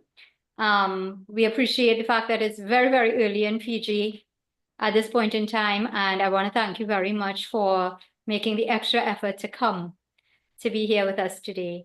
I'm seeing we had another presentation on the Fijian situation. If anyone has questions, please feel free to raise your hand at this point in time. But we have our resident Fijian, Chand Gupta, who lives in the US. So Chand is commenting, unlike other Burma diaspora nations, the two ethnic groups in Fiji, Fijians and Indians, were kept segregated, hence hardly any mixing, whether adults or children. So how has this impacted modern relationships that end up in weddings? Yes, so what happened is, like he has said, when the British colonized Fiji, the indigenous Fijians were largely kept in their traditional village settings. So whereas the Indians were mostly brought to places that were urban or peri-urban areas. So peri-urban areas, they were mostly the cane farming areas and also the towns and cities where you had a freehold land. So even in towns and cities, you had segregated living areas. For example, the Europeans, the roads where their houses were, they were supposed to be the upper class residential areas, whereas the Indians mostly tended to have their homes in areas that were not regarded as upper class. And we also had Gujaratis who came after the indenture period era as free settlers, and they mostly took up business professions, who also tended to stay in their own segregated communities. So whereas in the indigenous Fijians, the kind of employment they took up was mostly government jobs, civil service jobs, whereas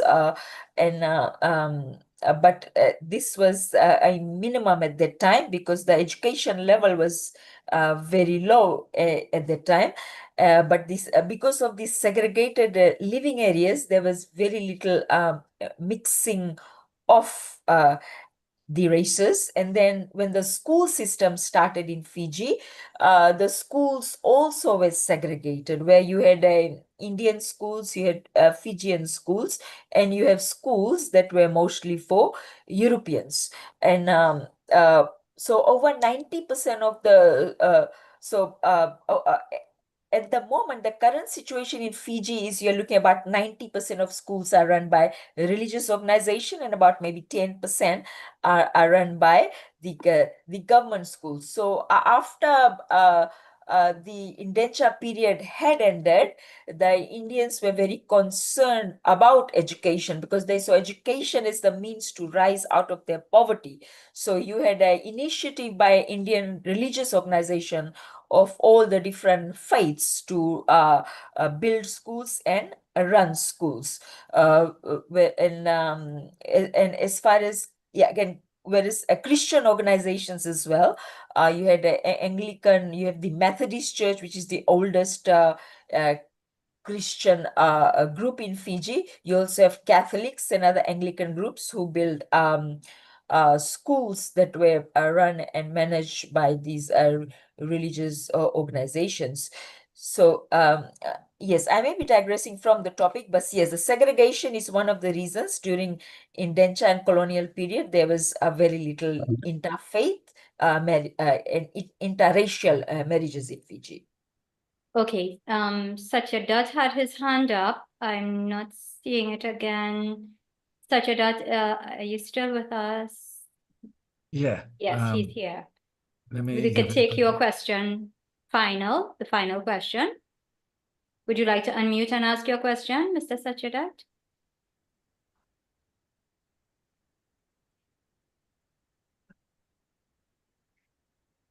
Try it again, one more time. Unmute, please.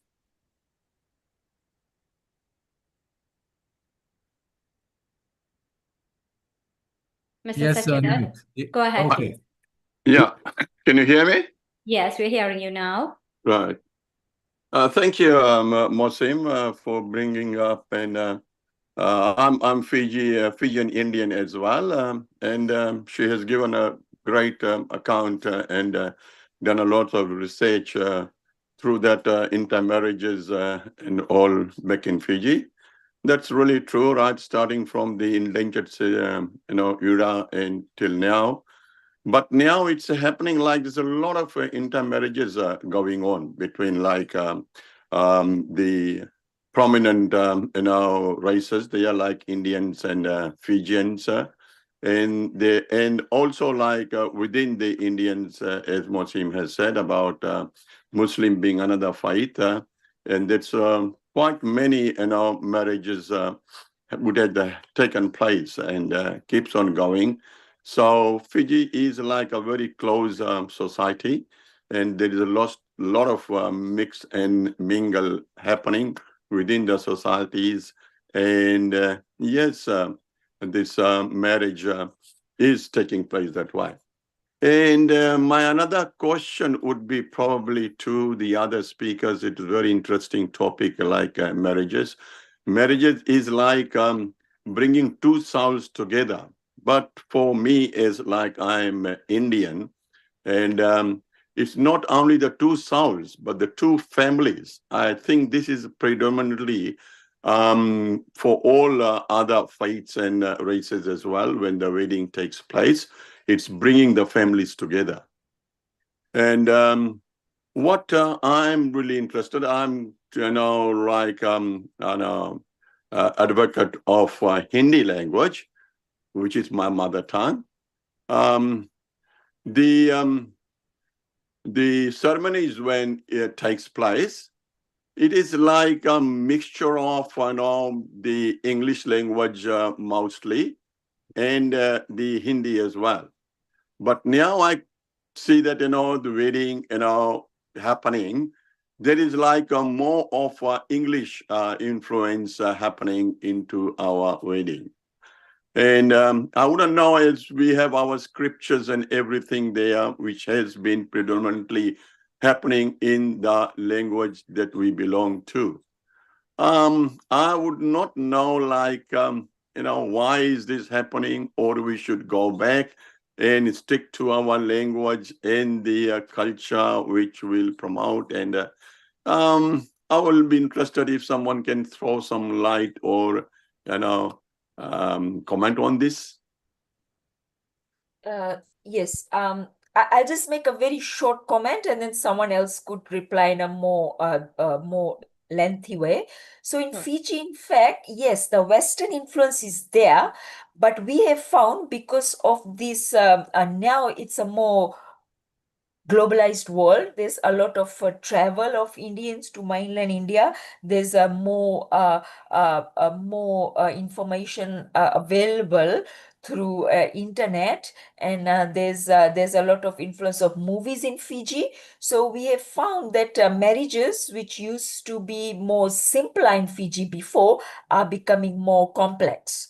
So whereas before in Fiji, for example, you'll have the 3-night events. Now they can have longer events, and you can have the kind of haldi nights, mehendi nights, or all these events that seem to be a longer and more elaborate function, where they are trying to emulate what's happening in India. So that is the influence of globalization, where the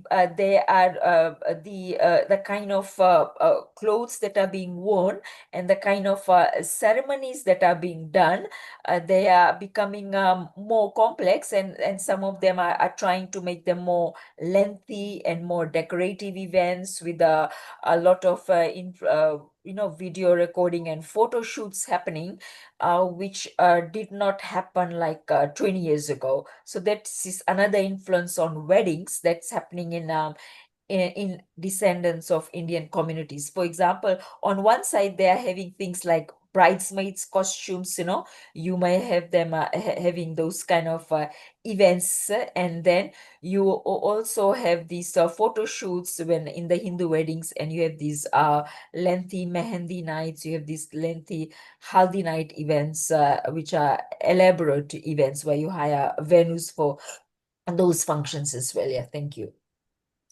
Thank you very much, Dr. Musmi Bim.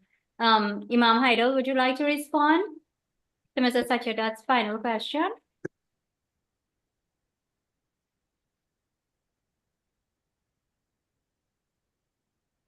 You're not yet unmuted. He has to unmute.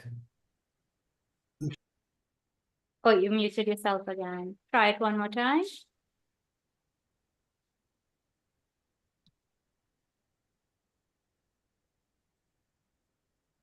Oh, you're No, unable he to can't. He unmute. can't. So move on. Okay. I'm not. Okay. Yes, you're unmuted. Well, in the case of Islam, remember Islam is a universal religion. Here we are only speaking about the culture of a particular country.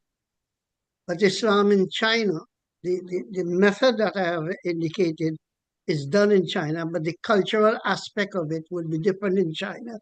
It will be different in Pakistan, in India, in England, in the Western world. But the format of the Muslim marriage remains the same, whether it's in Arabia, Syria, anywhere.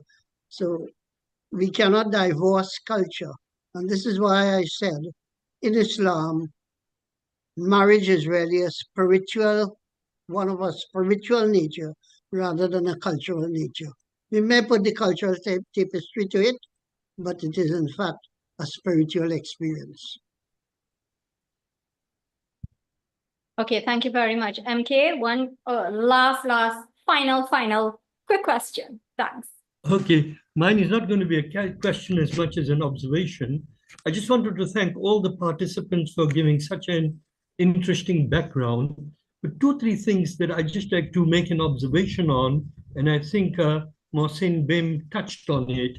One was that in colonial times, there was massive segregation so that Indian communities also did not marry within each other. Never mind the point about marrying outside the community, but we were very much within our own little ghettos or our little boxes or our little categorizations. The second dimension I thought would come out, and it didn't come out, is what is the push that we're facing now in the independent countries? What pressures are Indians facing in the Caribbean for intermarriage with the local Black people? What are they facing in Malaysia in relation to marrying within the Sunni community or marrying with Chinese? That's now another push that's coming. And then the third push would be in the diaspora, when we're going to live in Canada, in America, in Australia. We have a different dimension of intermarriages, interfaith marriages. And I wanted to see more how are Indian families formally from the plantocracy addressing those issues or adapting to it. But I think that that's a dimension, I think, for another time. But I must say that those are the 3 dimensions that have always engaged my mind. And I would have been very happy that if some of that, little bit of that had come out. But we can't have everything in one session. Whatever we heard was very exciting. Thank you.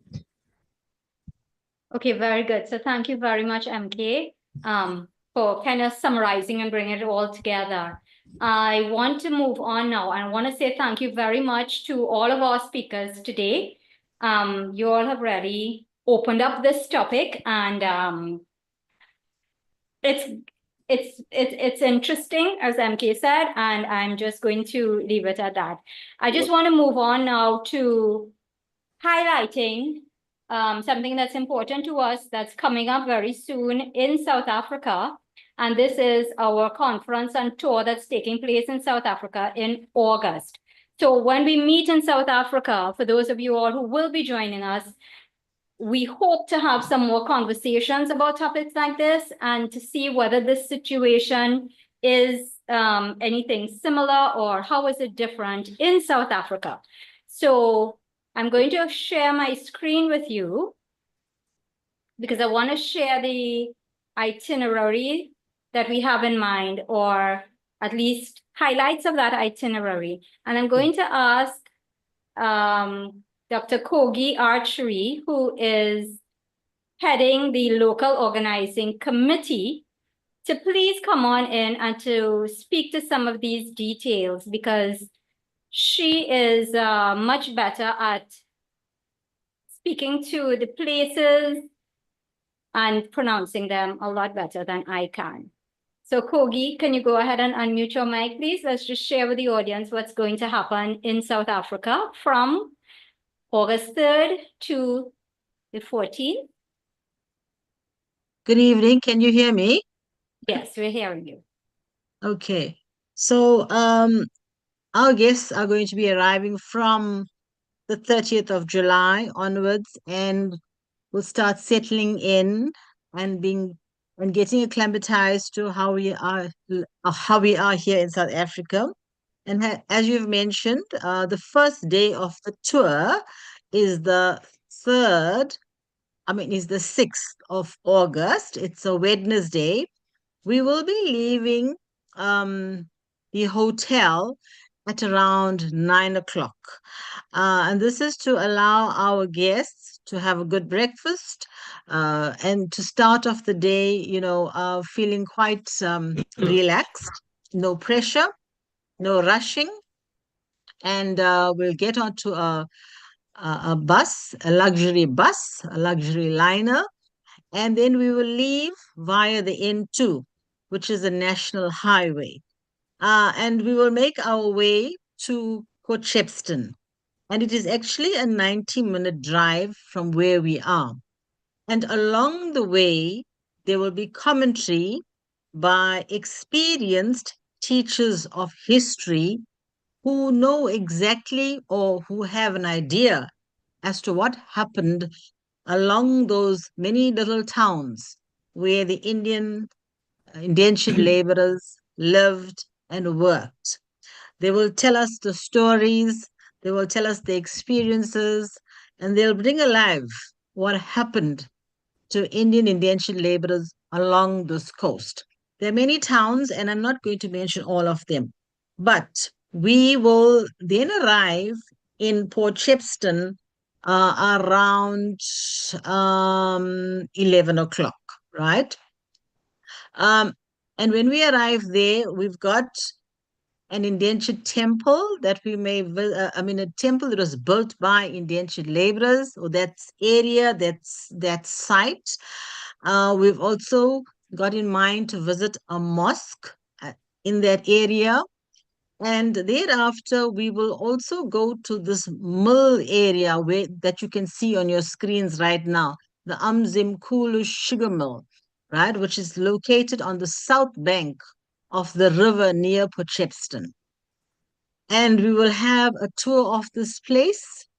Okay, so the slide has moved on to day 2. So the day 2, we're going to go to the inland area, which is Pietermaritzburg, and here we're going to visit the area where Mahatma Gandhi was thrown off a train, and we've got somebody there who is going to give us a tour of the place and a talk.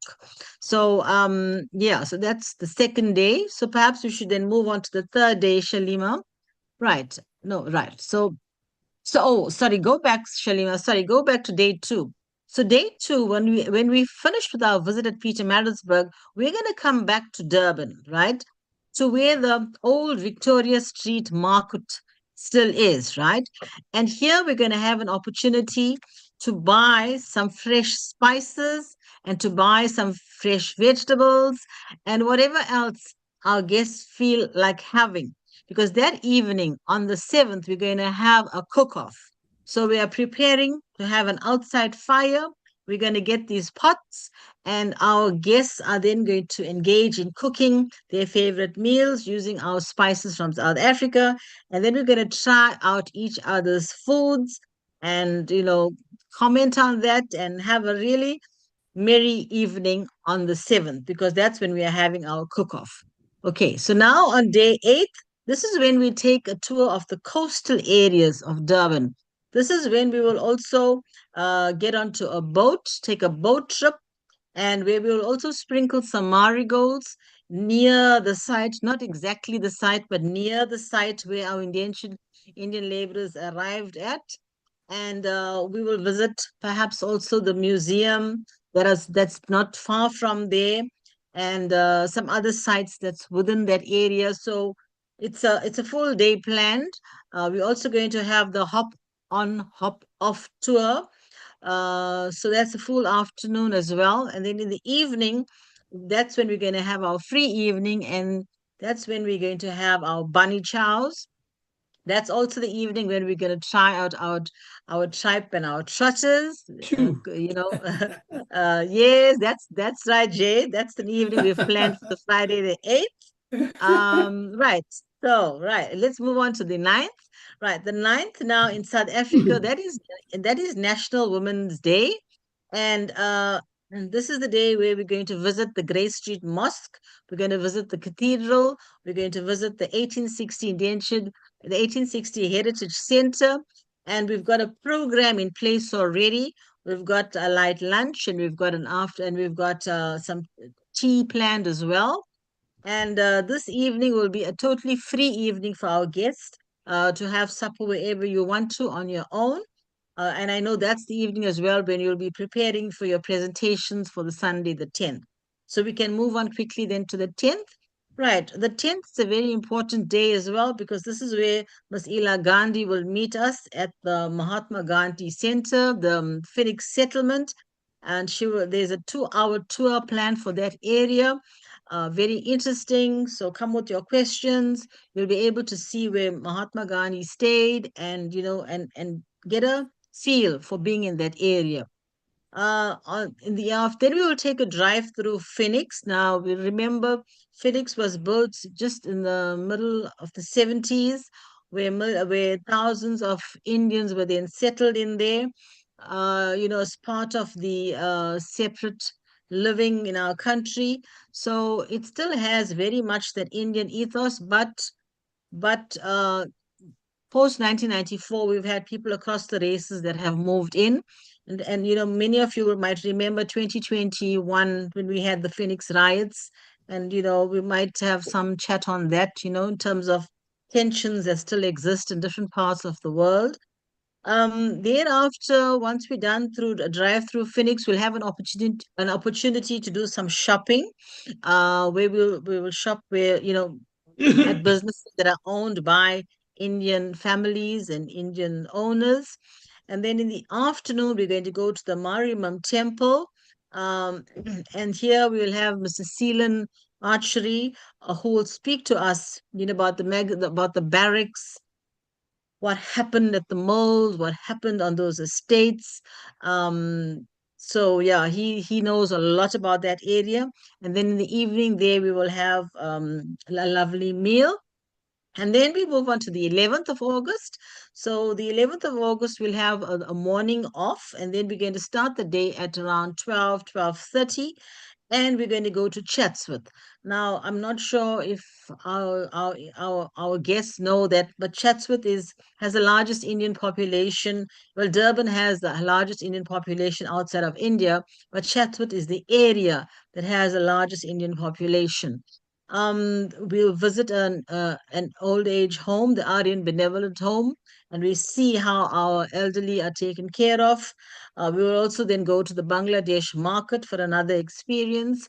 And then in the evening, we will come back to where we are staying. And then we've got a dinner and a movie. It's our movie night under the skies.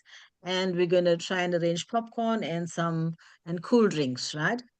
And then on the 12th, which is the last day of the tour, we're going to go to the North Coast, right? And we're going to go as far as Stanger, which is about 45 to 50 km from where you will be staying. And many stops along the way. We will see the compensation mill. We will also go to the Mount Edgecombe Research Institute, where we will have an informative tour of what happened as well over the decades, right?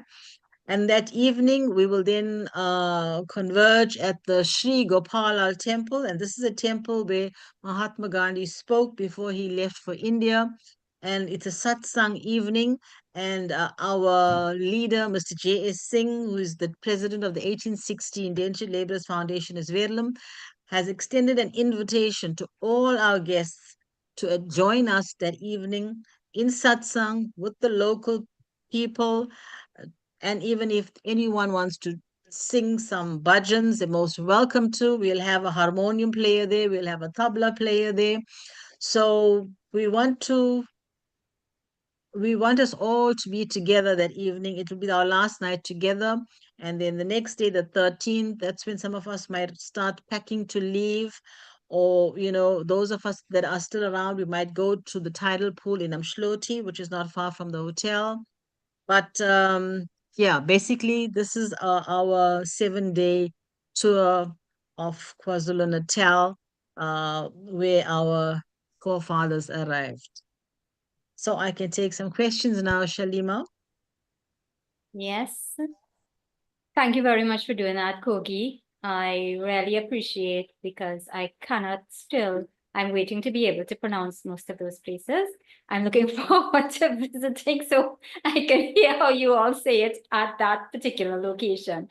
So for those of you all in the audience who would like to ask any questions, feel free to do so at this point in time. Or if you would like to join us, Jay, go ahead, please. Kogi, anybody saving some sardines for us? Oh, I've got half a dozen in my fridge.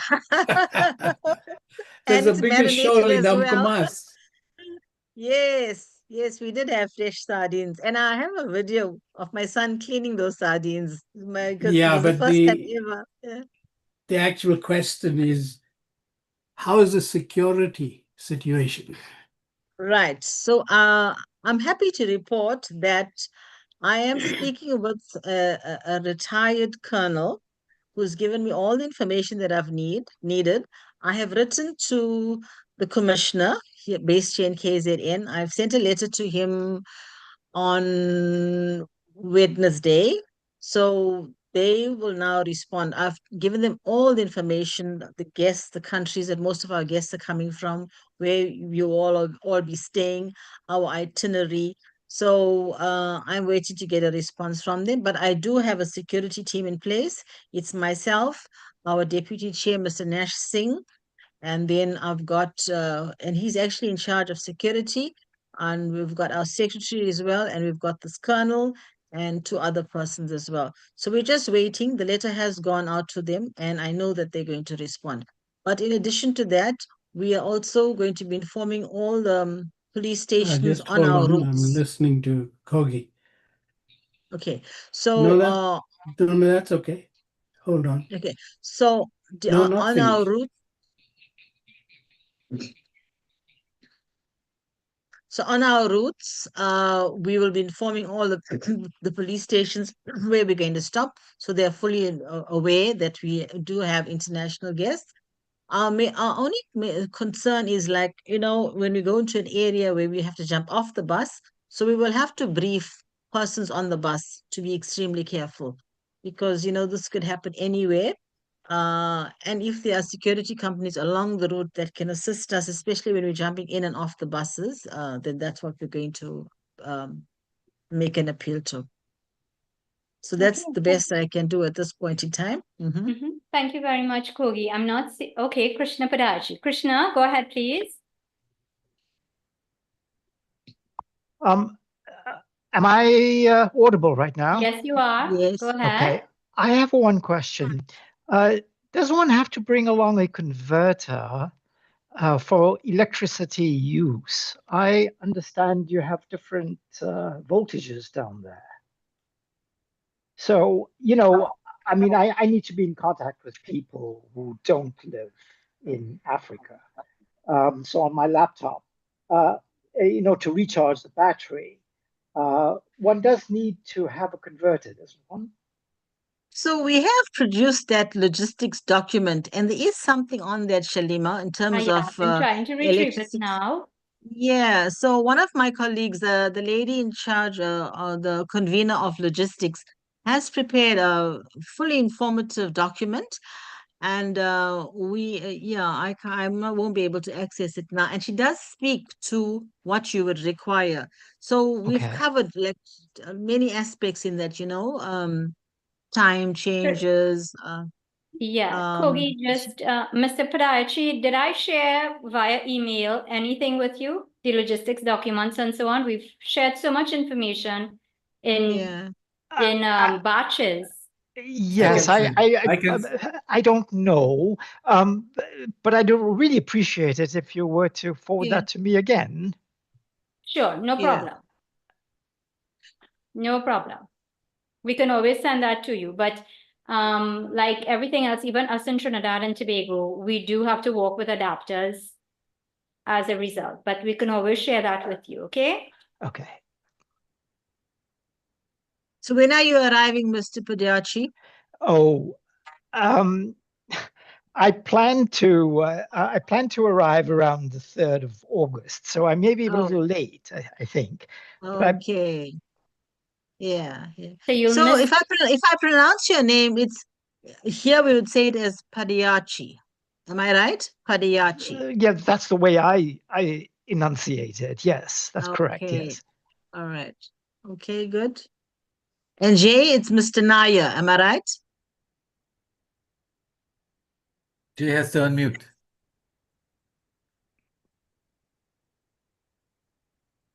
Can I add something? Sure. One, it's all 220 volts in South Africa. It's the British style, and you need a converter because I'm carrying my converters.